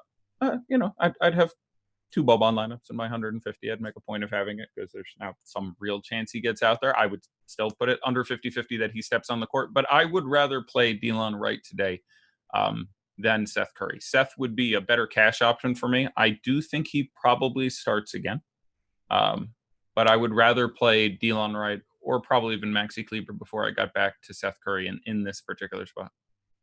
Yeah, I love the DeLon Wright call. I mean, can we also talk about the fact of what he's been doing on the rebound side the last 3 games? It's just incredible for him as far as his position. And I don't think we have to worry about Curry, interfering with Wright's minutes. I mean, if you look at kind of how they are with the game flow, sometimes both of them are on the court at the same time. But, I mean, Curry's still getting his 30, 29 minutes. So love that. And he's cheap. I think that's a great value play. Delon's rebounding the last 3 games where he had 8, 9, and 12 rebounds or something over the last 3 games. So some really crazy number. Like 8, 12 or something. 8, 12. Yeah, it is more disturbing than anything else for me because all it does is increase his production. More people game log and get him in there, and it's not a particularly sustainable thing. But his other secondary stats, which he's above average at, have been bad. I think in those 3 games he had 1 combined stock, but the minutes have been up too. That should be encouraging. He's played, I think, 27 on the low end, 30, 31 on the high end in those 3 games.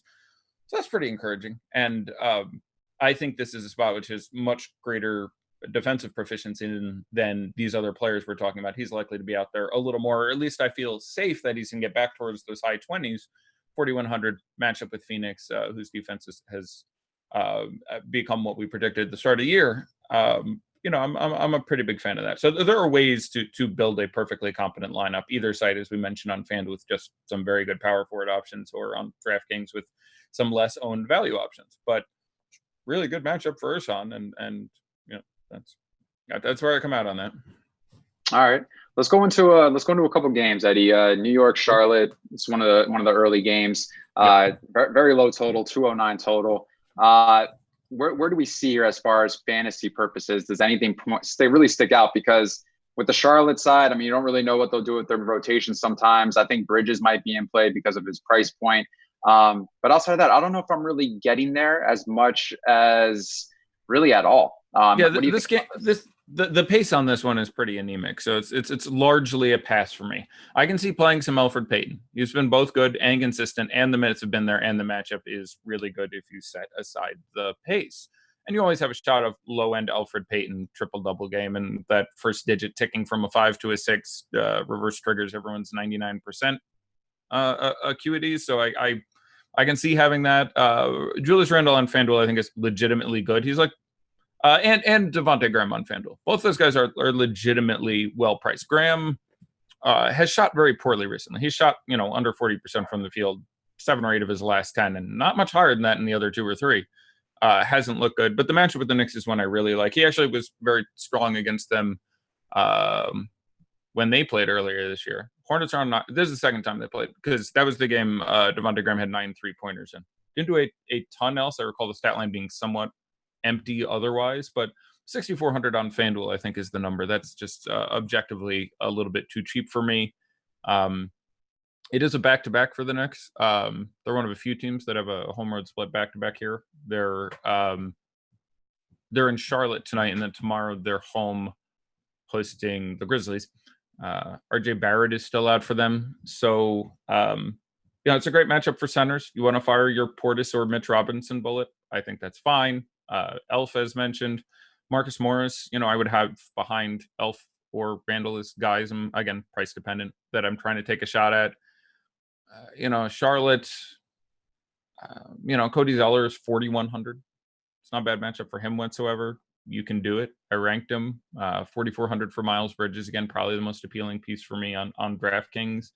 PJ Washington is, in play, but it's not a game I would have almost any real priorities in. What about the guards for Charlotte? They're pretty cheap on FanDuel, and sorry to make this transition because I know we speak about DraftKings a lot, but I know we have a lot of FanDuel guys in here. Sure. But Rozier 6,100 and Devontae Graham 6,400. Now I know, like you mentioned, I mean this pace is really anemic, and it's not really something that we would like for fantasy purposes. But these two are pretty cheap, and I think I want to speak more so on Devontae Graham because I mean he does have the upside to get there at that price point.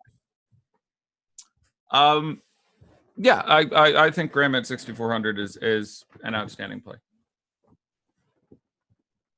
And then Rozier, I mean, I saw someone talk about it in Slack. Is there any love for Rozier at 6,100? I just rather pay down 300 for Bledsoe at 58.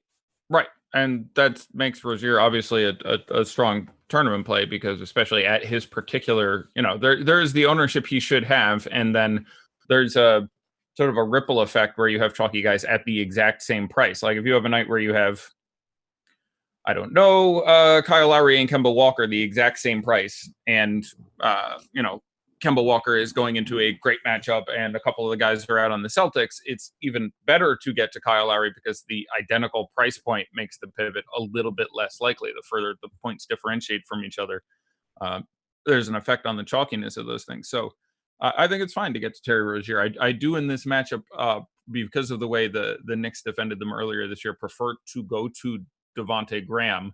But both of them are a little overpriced on DK. FanDuel, I think because of all the good chalk and just guys who are underpriced, it's not too hard to get to Luka. So that's a priority for me at 11. I really like that matchup for him. I think he missed a triple-double by a rebound in the last game against Phoenix. Kristaps' presence or absence isn't terribly relevant, and 11 is still just a little too cheap for him on FanDuel. And then Bledsoe at 58 feels pretty damn good. So there's a lot of, and I like Trae Young, and I like Kemba Walker at 8K quite a bit. He's on both FanDuel and DraftKings barely my favorite one of the also ran Celtics over. It's basically it was him, then Brown, then Hayward, I actually think, on both sites.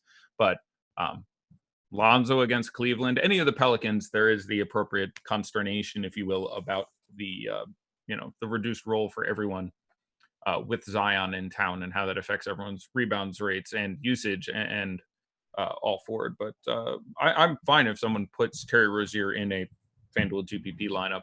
DraftKings, he's obviously playable. It's the Knicks. Either of those guys can pop off in this spot, but he would be similar to many of the Knicks, in which they're guys I'd have 5% of and feel fine about, I think. Golden State, Philly, next game up, 214 over under total. Philly, a pretty sizable favorite here, 12 and a half point favorite. We spoke on Embiid, spoke a little bit about Simmons. Someone who really has kind of progressed over the last couple games is Tobias Harris, but you would have to think now with Embiid back in, it's probably hard to get there. Would you not agree? I would. Embiid back reduces everyone's usage. Tobias Harris gets worse the further he goes away from the basket. So he's gone from actually playing some 5 in small ball matchups, which is almost a certainty against this team, to certainly playing 0-5. Blowout is more likely. It's really hard for me to get there at this point. Obviously, Tobias Harris has a ceiling game in him against this Warriors squad. Fine if you get there, but no kind of priority for me. I would much rather get to Pascal Siakam, who's in a massive matchup and similarly priced. I would much rather play on FanDuel, for example, which you've been referring to a little more often. I'm a big fan of getting to Will Barton at small forward, where he's just 6K. I think that's a really strong spot. I'm a big fan of him. I like him just fine on DraftKings. And FanDuel at 6K is almost a misprice. I mean, that's very cheap price for him. I like him a lot in this spot. It's hard for me not to have Jokic or Barton in many lineups tonight. I'd have one in my first lineup. I'd make sure of it. I'd have at least one of them in 8 of my top 10. I think those are guys worth targeting. D'Angelo Russell on the other side of the ball, 7,600 on DK. Yeah. Obviously, the usage is there. The time on the floor is there. Can easily get you 50, 55 points. I mean, with the type of player that he is. a little bit of a blowout risk, I would say. I mean, I don't know. I'm really nervous about this with this big spread. And I mean, being at Philadelphia and Embiid being back, I could see this really hurting Golden State, especially with no Cauley Stein in there. So any, I guess, love for Russell, or would you go with any Warriors for tonight's GBPs? I probably slightly prefer Draymond Green. If this game stays competitive and his time gets into the low to mid 30s in minutes, which I think is a very real possibility, he's a guy who can, at 5,400, I think it is on DraftKings, randomly pop out that triple double. He's a guy on FanDuel. It's 3 per steal, 3 for a block, and he's 5,800. And as we mentioned, he's one of many guys in a very chalky range of power forwards where half the people are playing Ersan, and then there's Favors and Zion, and there's just so many guys in there. You're going to get him at very low percentage owned. I would probably, due to Philly's defense and the nature of the scoring, probably slightly rather play Draymond Green at his current ownership. That being said, D'Angelo Russell, always up for a challenge. Certainly shots at some massive usage and mid 20s in shot attempts, can obviously get there. I think it's a fine tournament play. Probably wouldn't make it into a cash lineup for me. It's nice that this is these two teams haven't played this year, Philadelphia and Golden State. Nice that this is an island game for Golden State, so we can feel a little bit better about minutes for these guys. Bowman's still down in the G League. That's a little bit helpful, but Golden State, there's some intriguing tournament guys. I'm not the best Burke spot for me. I expect Damian Lee to stop spending his contract money at some point and start playing basketball well again. We have the center situation where we can certainly think that Marquise Chris will warm it up with Willie Cauley-Stein out of town. That time feels a little more secure, and he is a guy who does have a ceiling. So Embiid being back in is not a great bit of news for him, but I'd still have some Marquise. All right. Anything else from this game? Because I'm ready to go into Boston, Miami. If we're going game by game, let's go. Yeah, of course. That's what we're doing. We're switching it up tonight. But This one right here, 220 total. Miami a 2-point favorite, Eddie. And we got the news a little while ago. I don't know if you saw, but Nunn is out yet again. Yep. And if you look at this game with Tatum out too, for FanDuel, I think Hayward and Brown are very underpriced. So I think you can get a lot there out of those two guys with their price points. And but on DraftKings, not the same consensus for Hayward, but I still think that Jaylen Brown is there. But Kemba, I think, could be somewhat contrarian tonight. I think regardless, I think these Boston guys, these three, they get their efficiency, their production, regardless of the matchup, even though it is a little bit of a tough matchup. But what do you have to say about this game? Yeah, so I like Kemba. Devontae Graham's ruled out. He just got ruled out. Devontae Graham? Yeah, Devontae Charlotte. Graham. Okay. Yeah, ruled out. Illness. Making sure it wasn't Devontae Green. Okay. Well, geez. Does that change anything for Rozier ownership, or does he become more? Well, yeah. So he'll become more owned, and Graham is obviously out of play now. I need to do some research on that one real quick. Quick comments on the Boston Miami game. Just the second time this year that these two teams have gotten together and danced. I thought you were going to say Javonte Green was out, who is also a question. Well, he's questionable for Boston. So we were talking about Boston, and I'm like, and you're like, Devontae Graham is out. I'm like, Devontae Moonlight Graham. Okay, so island game for Boston. Talk about Devontae Graham first, because a lot of people are going nuts about Dwayne Bacon or Malik Monk becoming a extreme value play. Yeah, I'm going to talk about this for 20 seconds, and then I'm going to go see what I expect there, because I don't want to top of my head that I need to look at some things, but it'll take me 30, 45 seconds. It is a back-to-back for Miami. They hosted Orlando yesterday, home back-to-back for them. They were both at home. Obviously, no Nunn, no Winslow. So this is a difficult matchup. I feel a little better about Jimmy Butler. Both sides, Butler and Adebayo still the guys I want to get to the most. I would not have more interest in Goran Dragic. That makes a little more sense. There's been some interesting minute swaps where we've seen, Kelly Olynyk end up getting more time with some of these other guys out. And we've seen a lot of games with fairly middling minutes on the non-Bam, non-Jimmy players, and it's somewhat difficult to project. So that combined with the back-to-back, combined with a less than ideal matchup for Boston, especially for the guys in the backcourt where we already have some minutes uncertainty, I now consider these guys strong tournament plays, but not priorities for me. And the prices are up as well. I don't want to spend $5,000 on Tyler Hero against Boston. You can do it, and doesn't do a lot but score, but could take 13 shots and make 10 of them and bust something. I'd have 5% and feel okay with it, but doesn't do as much for me as I would like. And now let me start reprojecting a Charlotte rotation. Yeah, I'm trying to see if there's any updates now. I think my most guess is that I'm going to go with Monk. They are showcasing Monk at the moment. Was incredible in the Paris game. Again, insert Monk's in Paris joke here. I am fairly certain this is the first game Devontae Graham has missed. I'll start by confirming that. If he missed a game, I can't remember it. All right, Devontae Graham. Yeah, hasn't missed a game. So this is going to take 2 minutes instead of about 30 seconds. So I got to start downloading coach's comments. Well, Malik Monk's price is not necessarily the greatest if we're looking for value, because on DraftKings, I believe he's 4,800, and on FanDuel, he is 44. Yeah, but I'm also looking for 50 fantasy points against the Knicks. I mean, you're not wrong as far as. If he gets me 50, I mean, all day. I'm not going to complain with that one bit. Yeah, no, he's almost certainly not going to get you 50. But I think there'll be a little more inclined. That is okay. Hold on, make sure I'm seeing this right. There. That is a 7:00 game. So is the starting lineup out yet? Because that's going to be pretty critical. Yeah, it's going to be huge. Well, the good thing is that it's the earliest game, so we should get it. I'm hoping, but nothing yet confirmed. I think they're going to start Dwayne Bacon. They may start Nick Batum. They may start Malik Monk. I can see this going a number of ways, but I want to put my guess out there on Dwayne Bacon, who has gotten those sort of random spot. Here's a bucket of time for you. So assuming that news comes out, people are saying in the chat, like, is he really out? Yeah, he's out. I'm looking at triple confirmation. He's out.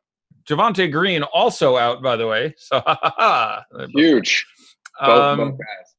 But real quick, someone wants to know, Middleton and Bledsoe in the same lineup, is that suboptimal? No. Okay. Every correlation of players is both positively and negatively correlated. Yeah, they just net out one way or the other. Like any two players on one team are positively correlated sometimes because you get, say, overtime as a very simple example. But they're both such outstanding plays that I consider they're somewhat negative. I mean, the negative correlation is if Chris Middleton gets 70, it is less likely that Eric Bledsoe gets 60, and you'd like Eric Bledsoe to get 60. So in a way, they are negatively correlated, but their negative correlation is probably roughly even to their positive, and they're both cheap and in a brilliant matchup. And I have no problem if you have one of them. It would be very weird for me to build a lineup with none of them. Yeah, I agree. I think you would want to have at least one of those two. Devontae Graham is out. Sorry. Some of the people are saying in chat, like, is he out? He's out. Yeah, they announced it. The alert came through, and he's listed as inactive for tonight. So still waiting on this lineup though. Okay. Let's I will keep an eye on it for it. Let's move on to something else for the moment, and I will respond with the lineup. But I'm looking at the starter. Right, and he's down with the G League. Sorry, I'm just checking a couple. No, that's fine. As you're looking, we'll start getting into Atlanta, Toronto, guys. This one has a pretty high over under Eddie, 234. Toronto is a 12-point favorite. But I must say, Trae Young's been playing a little bit out of his mind the last few weeks. 1.6 fantasy points per minute. His usage is just out the roof. So it's hard for me to ignore someone that really all screams, hey, I mean, this could be a good play regardless, because even if it is a blowout, they still seem to give him the run and still play in these games where the blowouts are happening. So I think Siakam's a great play tonight too. Where are you at with this Atlanta-Toronto game? Yeah, I like Trae Young quite a bit. Dwayne Bacon will start, by the way. Dwayne Bacon will start? Yeah. Hold on a second. I got a fist pump a couple times. Yeah, I like him quite a bit at the late news that came in there. I love Bacon. I'm assuming he is roughly zero priced. At the moment, if I had a pile of lineups, I would probably do something to take advantage of the ownership somewhat and turn, I don't know, 2/3 of my Dante Exum quickly into Dwayne Bacon. I think that's a nice quick pivot. I would recommend considering doing something like that. I like him quite a bit in this matchup. I would tenuously at the moment have him projected with his rates in this matchup. I'm not going to take the minute to do it, but it would be something like 28 minutes and 24.5 fantasy points. Actually, no, I'm going to. Never mind. I will take the time.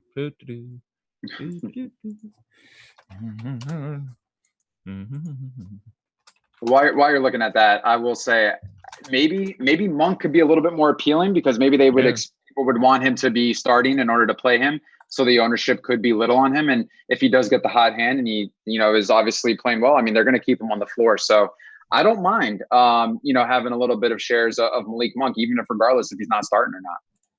I'm absolutely. It is a boost for Monk. It is a real boost for Rozier, and that's something we need to talk about here. These are the guys who run the offense and get a lot done. Rozier, point and shooting guard eligible on DraftKings is very relevant, as you mentioned. Priced well down to 6,100 on FanDuel. He's still going to rank considerably worse than Eric Bledsoe.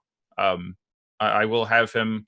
I imagine 3 or 4 fantasy points left, but the ownership discount will be as good, if maybe not a little bit better. And the ownership, I don't think at this late time will catch up to where it should be. So somewhat tenuously, but I like getting to some Terry Rozier. It is a bit of a cookie, not as big of a one, though, for Miles Bridges. We're fine with that. But yeah, Monk gets a real chance to just pick up more time, do more things.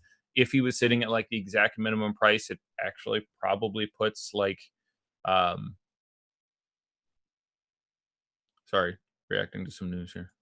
Oh, no, you're fine. Is there something else now? I'm getting conflicting reports, so I'm not going to say anything. Oh, God. Okay. I don't know what it is. Someone's asking Trae Young or Booker, though, because they really want to know. Trae Young or Devin Booker? Yeah. Well, the prices are disproportional. I am a bigger fan of Trae Young at his price than I am of Devin Booker at his price. I would rather play Kelly Oubre on that team. I would rather play DeAndre Ayton. I would rather play Trae Young as a rough simulacrum at position. So someone has Bacon or Monk. So I would have Bacon at right now. I'd show him at 28 minutes and 22.6 fantasy points. So apparently I slightly exaggerated his rates.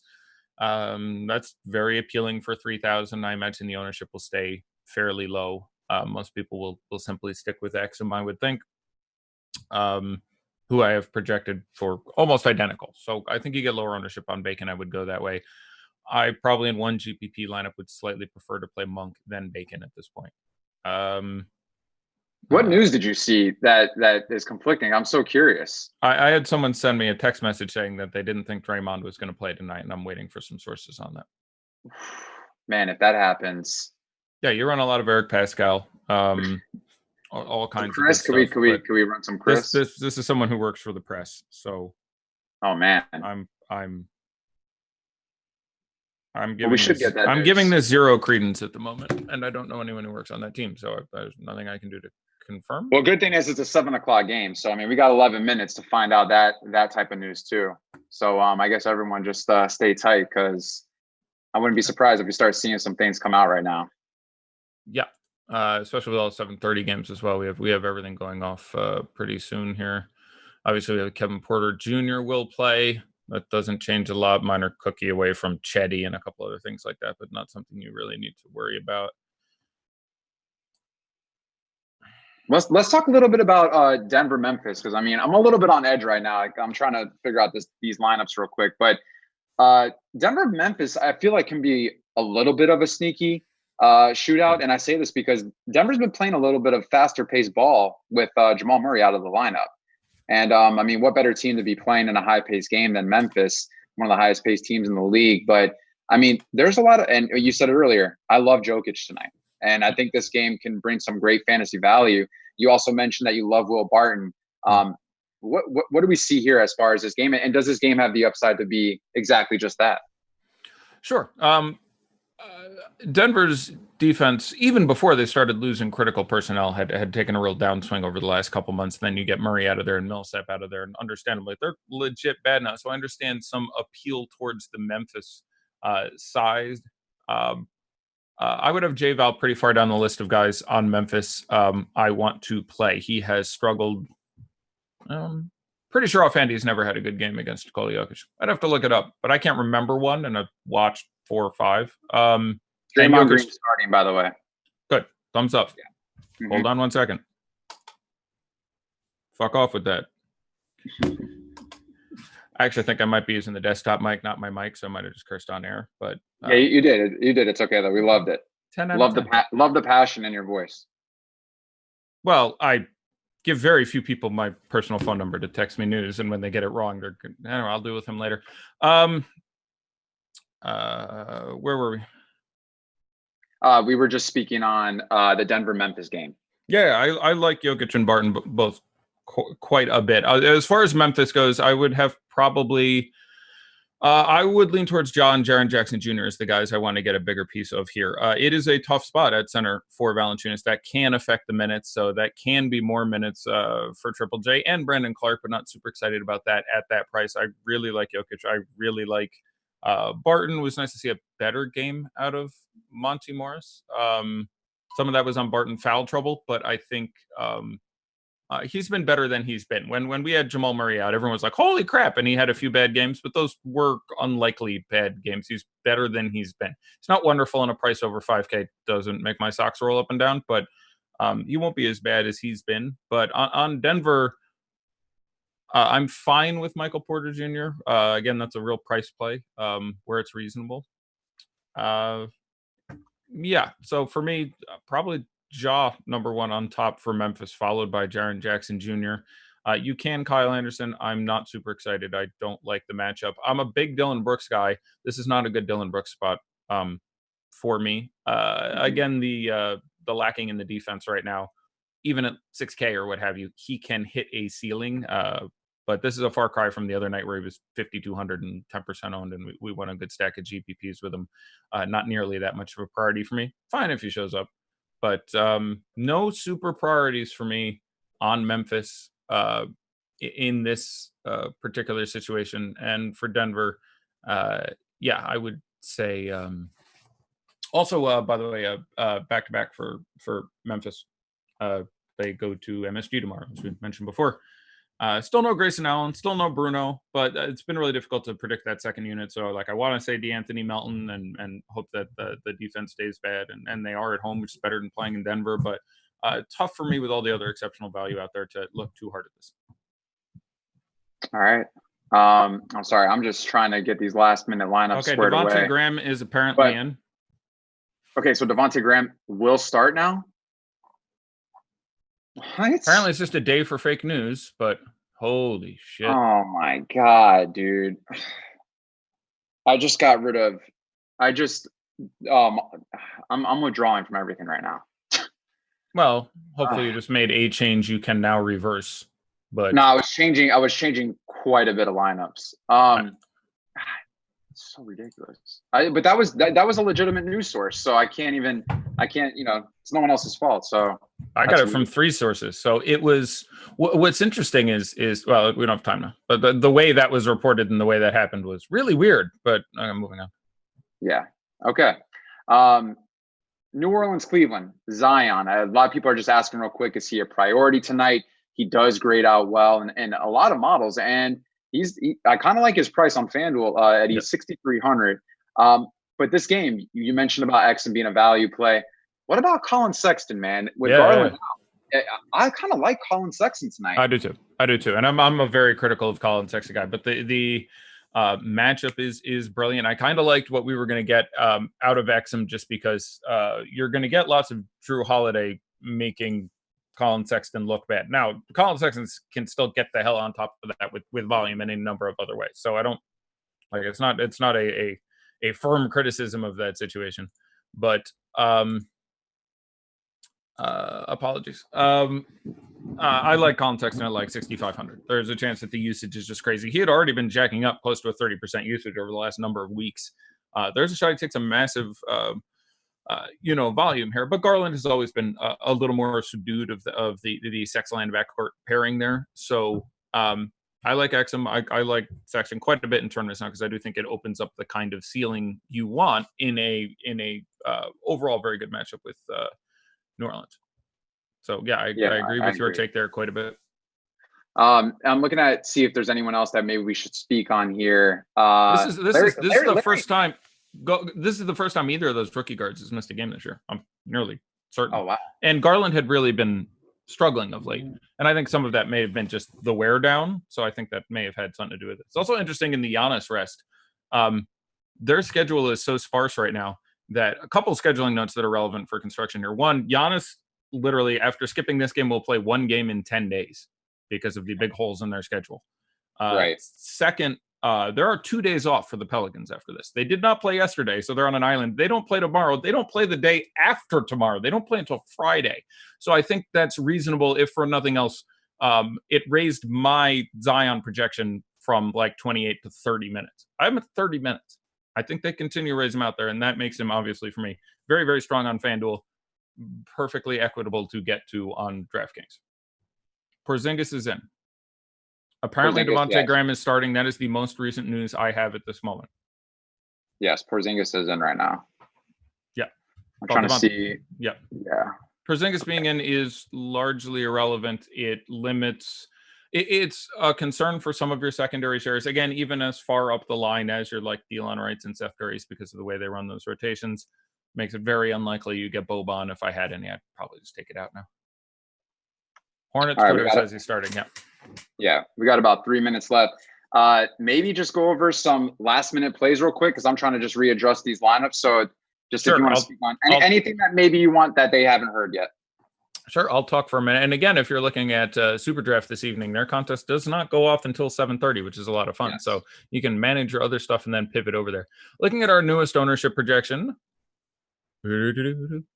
Ersan's still sitting in that 60 range. That's fine. Middleton in that 40 range. That's fine. Bledsoe in that 30 range. That's fine. Terry Rozier shot up to 26.5% there. That will stay somewhat inflated. He's not a bad play at his price, so that is more in a vacuum than he should cost. But if you get caught with Rozier pants down, don't screw your whole lineup up to get Rozier out. Like, just, don't mess up your day. Exum, fine. Jalen, fine. Beal. Got Beal wrong, by the way. I said I didn't think he'd play 38 minutes in regulation the rest of the year. I was right for a few games, and then just banged it out last game. The other one was overtime. I thought they'd be more careful with him. That's pretty stupid of them to do that, but they're doing it anyway for a reason I can't explain. That's fine. That's fine. That's fine. Talk about him. That's fine.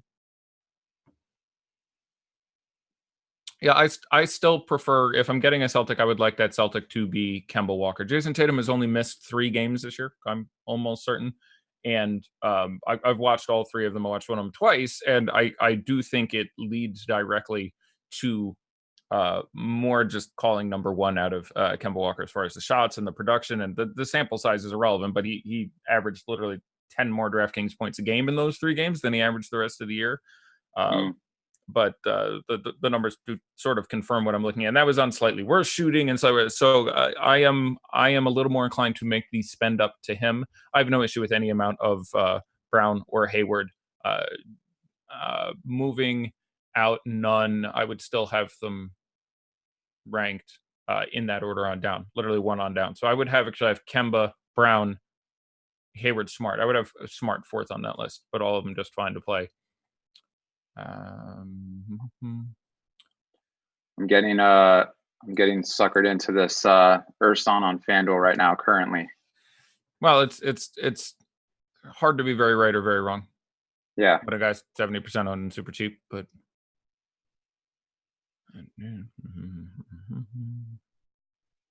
all right, we're almost there. We're almost there right now. Everybody is right. I made it. Oh man, I didn't think I was gonna make it. All right, we're good. I'm pleased for you. Man, I got to tell you, man, like making the adjustments like that after that, because I mean, it definitely changed a little bit on both sides of the ball, and then with that news coming back in, it just it made things a little bit difficult. So yeah, we'll talk about it post lock for a second when we get there. I think we have just a couple seconds. So, yep, we're locked. I mean, I talk about process a lot, but it's like tournament poker versus cash poker in that you are dealing with the possibility to pay off your entire year by handling things well. This was one example. This isn't the most extreme example, nor was it necessarily one that could have been the most deleterious if it went wrong, but the ability to manage your shit. I already cursed once on today's show, so I might as well just go for the gusto at this point. The ability to manage your shit is amazingly critical because doing it correctly can make you 20 times your buy-in on one day. So there will be times once a year, and again, it's 659 or 658 or 657, where you get amazing news and your ability to do something useful with it in 31 seconds can be incredibly valuable. So it sounds ridiculous. It sounds like the most nerdy thing you can possibly do, but fire drill that shit. Literally, you play on a site or two sites. What do you do if Guy is out? Ursan Ilyasova will not play tonight, comes out at 6:59 and 12 seconds. What do you do? He will play tonight, by the way. I'm posting a hypothetical. 12 people just inhaled really quickly, like, no, I'm just saying, hypothetically, at 48 seconds before a lock, the news comes out, Ursan won't play. What do you do? What do you do on each site? Okay. What if it's at 6:57? Because at some point, that process has to include betting more, wagering more. Because when that news comes out, and if it's someone as chalky as Ursan, you literally go from a rake of 15% to negative 35%. So step one should be get rid of all your Ursan and make the most equitable replacements. Put in your DJ Wilson and be like, A, you're going to want to know your shit, or hopefully be watching the show and there's not a big delay. And if there's 48 seconds, 13 seconds later, I or someone else says what you should do, fix your shit and then get more money on the table. And that will happen 0 to 4 times a year. But some chalk dude who is going to be 30% owned will go out with under 5 minutes to go. And your ability to capitalize on that can pay for your entire year. So this was a relatively, minor DFS news earthquake with, Graham baking Graham and all that crap. But it serves as a great reminder for if you want to make money, you can make all that money in one day. And it happens once or twice a year. Over the last 5 years, people have been watching the show where like this happened, do this quickly. And people who could implement that in 90 seconds. Like we have had days on the site where there would be 500 people in chat and 480 of them won an average winnings of like 9x. They were watching the show and it was like, do this, this news is out. So really fire drill the crap out of it. Well, let's talk super chat, right? Is someone saying, wait, apparently Graham may be out again. Are you serious?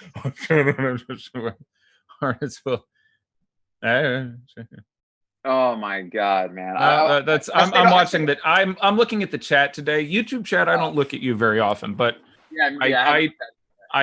I randomly had it up today, so I popped it out. But you guys are killing me here. You want to do real quick before we go into super chat because there are still 400 slots left. I'm actually going to deposit right now for the end play and get in there because super draft. Sure. Let me pull up our super draft tool. So again, for those of you who don't know, the super draft, instead of having straight salary cap, uses multipliers, where you don't have to pick any. You don't have to spend a salary or anything. You can just pick any. I think it's 8 players. I don't know. I'm not allowed to play, so I literally have not put in the time, but I would love to. But I'm gonna take a good tour through some projections, which I believe are NBA projections, which I don't think are free today. But if you're a member, you would know that they actually include super draft projections. They just give you a multiplier. So today, for example, you would have, I presume, Luka Doncic at a 1.0. And apparently, I've been told that Zion is at a 2.0.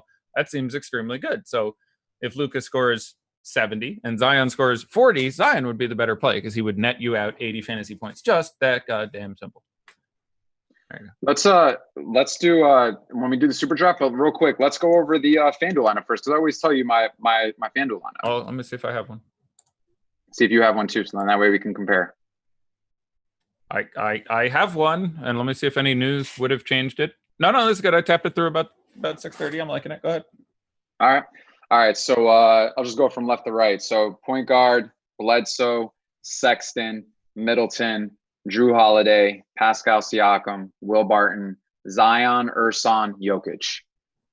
I got about 5 the same, although I think the first version I made was very close to that. I can't get behind Drew Holiday yet, but he's cheap enough in his Cleveland, so I don't think it's bad whatsoever. Bledsoe, Doncic, Delon Wright, Middleton, Siakam, Barton, Favors, Ilyasova, Embiid. Ooh, okay. That was the thing. I was like, should I go Embiid at 9, or should I ride with Jokic? And so it was either or those. But I love that play though. I'm curious to see how much ownership Embiid is.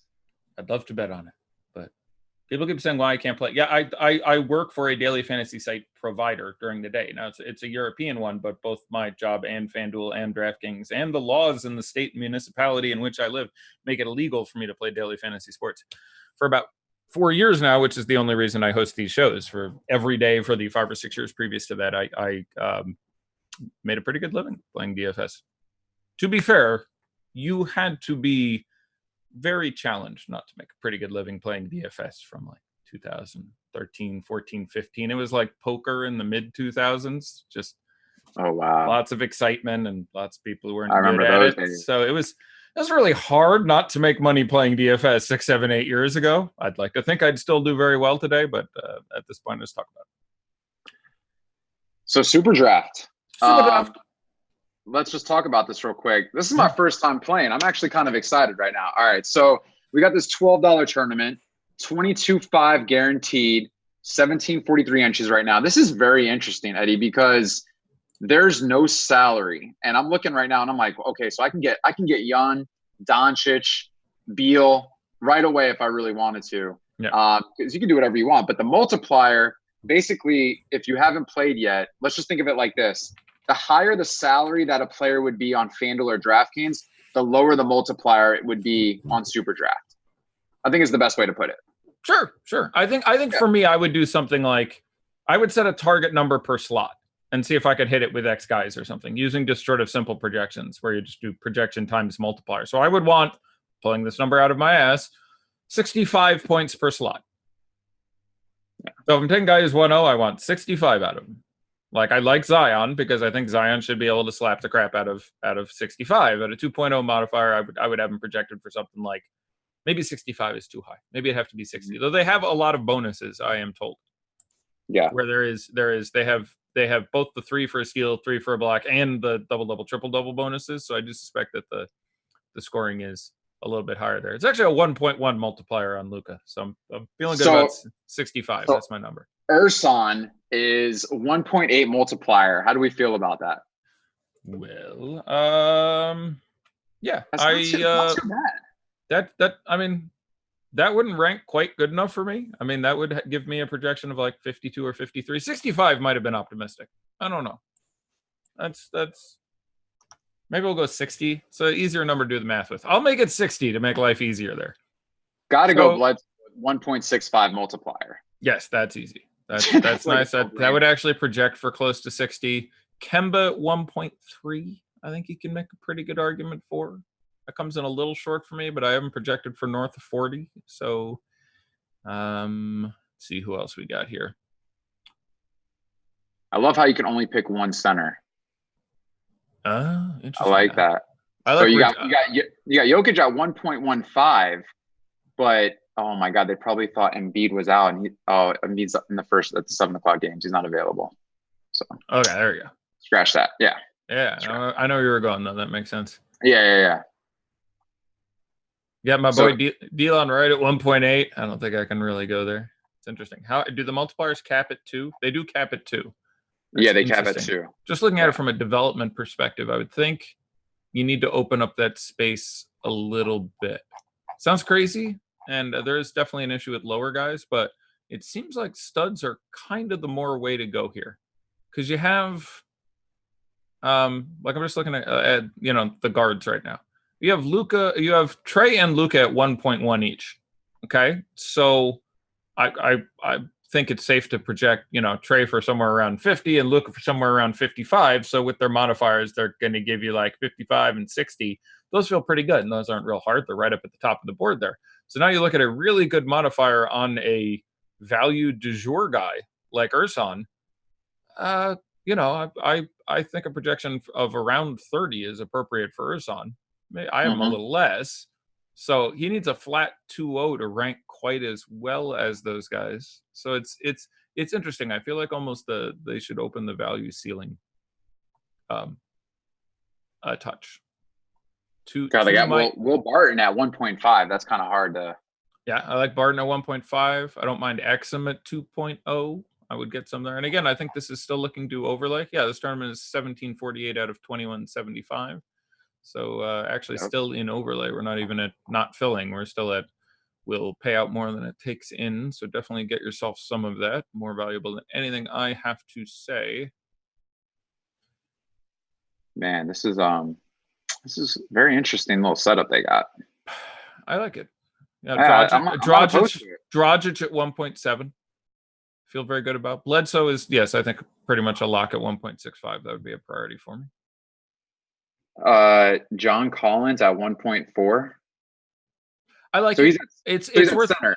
It's worth pointing out it's really difficult matchup. We have been getting a ton of Gasol. So, if he spends most of his time against Marc Gasol, that is relevant to me. But what was the multiplier on him? So Jokic is 1.15, and then it goes straight to John Collins at 1.4. I would prefer Jokic there by a little bit. Colin Sexton, I haven't gotten out of guards yet, but Colin Sexton at 1.55, I like that. I think the ceiling is open there, and at 1.5, 40 gets me over 60. Josh said yesterday that he had slots. He was looking for 70. It's interesting. I was going to say smaller slate, but it's not a smaller slate, which is weird, but it's actually a little bigger than that. Let's look at some forwards.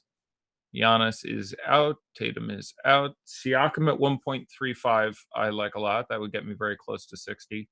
Butler at 1.4, I like a lot. That would get me close to 60. Same with Adebayo. Middleton at 1.45, I think, obviously makes a lot of sense for obvious reasons. Barton at 1.5, you mentioned. Yep. You could do Anunoby at 1.75. A lot of people asked me about Anunoby today. It's unfortunate it didn't come up on the show, though. I tried to reflect it in the rankings a little bit. The matchup is obviously ideal, but just the minutes haven't been there, dude.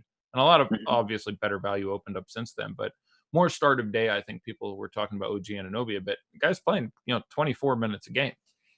And another guy who, I like him playing against Atlanta. That's a team that's going to turn over the ball enough, and that's how he's going to get there. But, Nance at 1.8, Ersan at 1.8, Kleber at 1.8. Those all feel pretty good to me. Man, this is I'm looking at it and I'm like, I'd rather have Sexton and Bledsoe with their multipliers compared to like just having a Doncic at 1.1. I would have them very close to identical. This is a really good spot for Doncic. I think I have. I'll check what Alex has him projected for. I think I had Doncic for 58 projected fantasy points. So 1.1 would be 63.8. That feels like a pretty good number. And again, I think he missed a 40-point triple-double by a rebound last time in this matchup. And Kristaps was in again. Not that actually changes a whole hell of a lot for me, but I'm curious. I bet Alex had him a little lower. I'm going to guess. I'm starting to get his tendencies, so I'm going to guess. No, Alex had him at 58.1. So, yeah, Alex and I like 58. So, 1.1, that's 64. That's certainly not bad. I don't know if I went through the whole site and did all the multipliers times all the modifiers, it would make top 8 or 9 or whichever it is. But it's pretty exciting for me. All right, let me see. I'll yell at any other guys I find interesting at the lower end here. I thought Derek Favors at 1.5 was interesting. Yeah. That's what's tough for me is like that feels good. But again, if we're setting a 60 as a cap, I need him to get 40. Now, double bonus is on here. That's going to help a little bit. Again, I don't have the perfect feel for the site yet, but that seems reasonable. And then centers. Like it's just tough because value guys who would normally get they need to get more than 30 basically to get there. So a lot of the guys I would have some interest in, whether you're talking about Damian Jones or Kelly Olynyk or John Henson or something. John Henson's actually only 1.9. I'm looking at centers. Tice at 1.65. Like that's the thing. Again, I like Daniel Tice. I have him projected for north of 30, close to 35 tonight. That's not good enough. Yeah. Like 35 at 1.65 ends up being 57 and some change, which is fine, but not quite good enough, and not. And there's the whole thing. Like I really like Luca. I don't know. Seeing anyone else? I like Davis Bertans. I like him particularly in his spot tonight.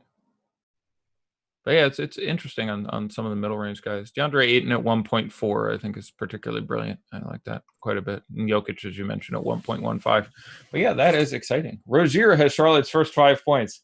That's the best. Someone's going to get like the tournament winner. Thank you, Charlotte Hornets social media department, for completely screwing up. Made me swap onto Rozier. Boom, boom. Oh, boy. This is going to be interesting. What was Rozier's ownership? Did anyone mention it? I have not seen it. I don't think I can download it. I don't know if you have an active DraftKings contest. Ooh, I do. Let me see. Then there's like a little downloadable thingamabobber. Yeah. 1.8%. Okay. Well, that works well. I mean, yeah. I don't know if it's pretty good anyway. Like that's like all crap aside, I'd have been a fan of that. Someone talked you into playing Vince for the narrative over Anunoby. What's the Vince narrative? What's the Vince Carter? I don't even know who else Vince is. Vince Carter. They're saying someone talked him into playing Vince Carter for the narrative, and is it like he's old and he played when Kobe played? Like he's the only player in the NBA who is older than Kobe, I believe. There might be another one. Because he's back in Toronto and it's his last game in Toronto. Oh, of course. All right, that's nice. I like that. Yeah. That could be a couple extra minutes, you know. And they're starting him, and the coach said that they're gonna let him play the most minutes they can tonight. Well, there you go. Well, no, I'm just kidding about that. I just want to see your reaction. Yeah, I was like, that doesn't sound like Lloyd Pierce or something any team would do, but okay. And he's not starting. They're starting their small ball team, which I like actually is their best team. They're starting. I think Siakam's in a great spot tonight, man. I like him a lot. I like Pascal a lot. I like him more than Lowry, even his price. And again, I'm a bit of a Lowry stan. And I like Trey. If we look, like, he managed both Fred and Lowry in the games they played. This is, I believe, third Raptors Hawks game. But let me consult the database of all things basketball and do some downloading. Yeah. So first game, Lowry was out. Trae Young played 41 minutes and had a 30-point triple-double. That's pretty good. I hear that's good. And then the second game, Lowry came back. And Trae Young had 42 points, 15 assists, and 6 rebounds in that game. And like Lowry was back and Collins was back. And I remember that show and being like, well, you know, things are a little different this time and it's not the best matchup. Maybe you won't get there. Yeah, you got there. That was about a little 75-point fantasy basketball game with Collins there, with Lowry there. No problem for Trey. Starting this exact team, by the way. Mm. So, yeah, my neck, my back. There you go. Zion did get 27 minutes last game. This is true. I have him for 30 or 29 tonight. I went back and forth. But all right, so I'm looking at this. It's about to fill up this tournament here on Super Draft. So just to remind you guys. Let me refresh. Are we going to fill? Let me go back to the lobby. The ownership has not changed in the draft room for me. Let me go back. Oh, by the way, while we're on the topic here, let's just make sure everyone knows about the Super Bowl promo, because you get an Awesemo Platinum Pass for only $54, and the Super Draft is not only the sponsor of this show, but you know, everyone who gets involved with the Twitter and everyone who helps Awesemo NFL get to 5,000 followers by the Super Bowl. It's going to be like, I guess they're one of their biggest giveaways. So make sure everyone goes and follows the Awesemo NFL account on Twitter, because whoever gets the Awesemo Platinum Pass, I mean, that's going to be pretty big. That is a very nice prize. Yeah. Man, I'm excited for my first Super Draft tournament. I got 4 entries in there, so nothing crazy. I've never played one, so I figured might as well give it a shot. Yeah. Draymond with 6 in the first 3 minutes or so. That's nice. Julius Randle with 9. Yeah, Julius Randle already balling out. Yeah. It's just too cheap on FanDuel. Barrett being gone still is a relevant thing.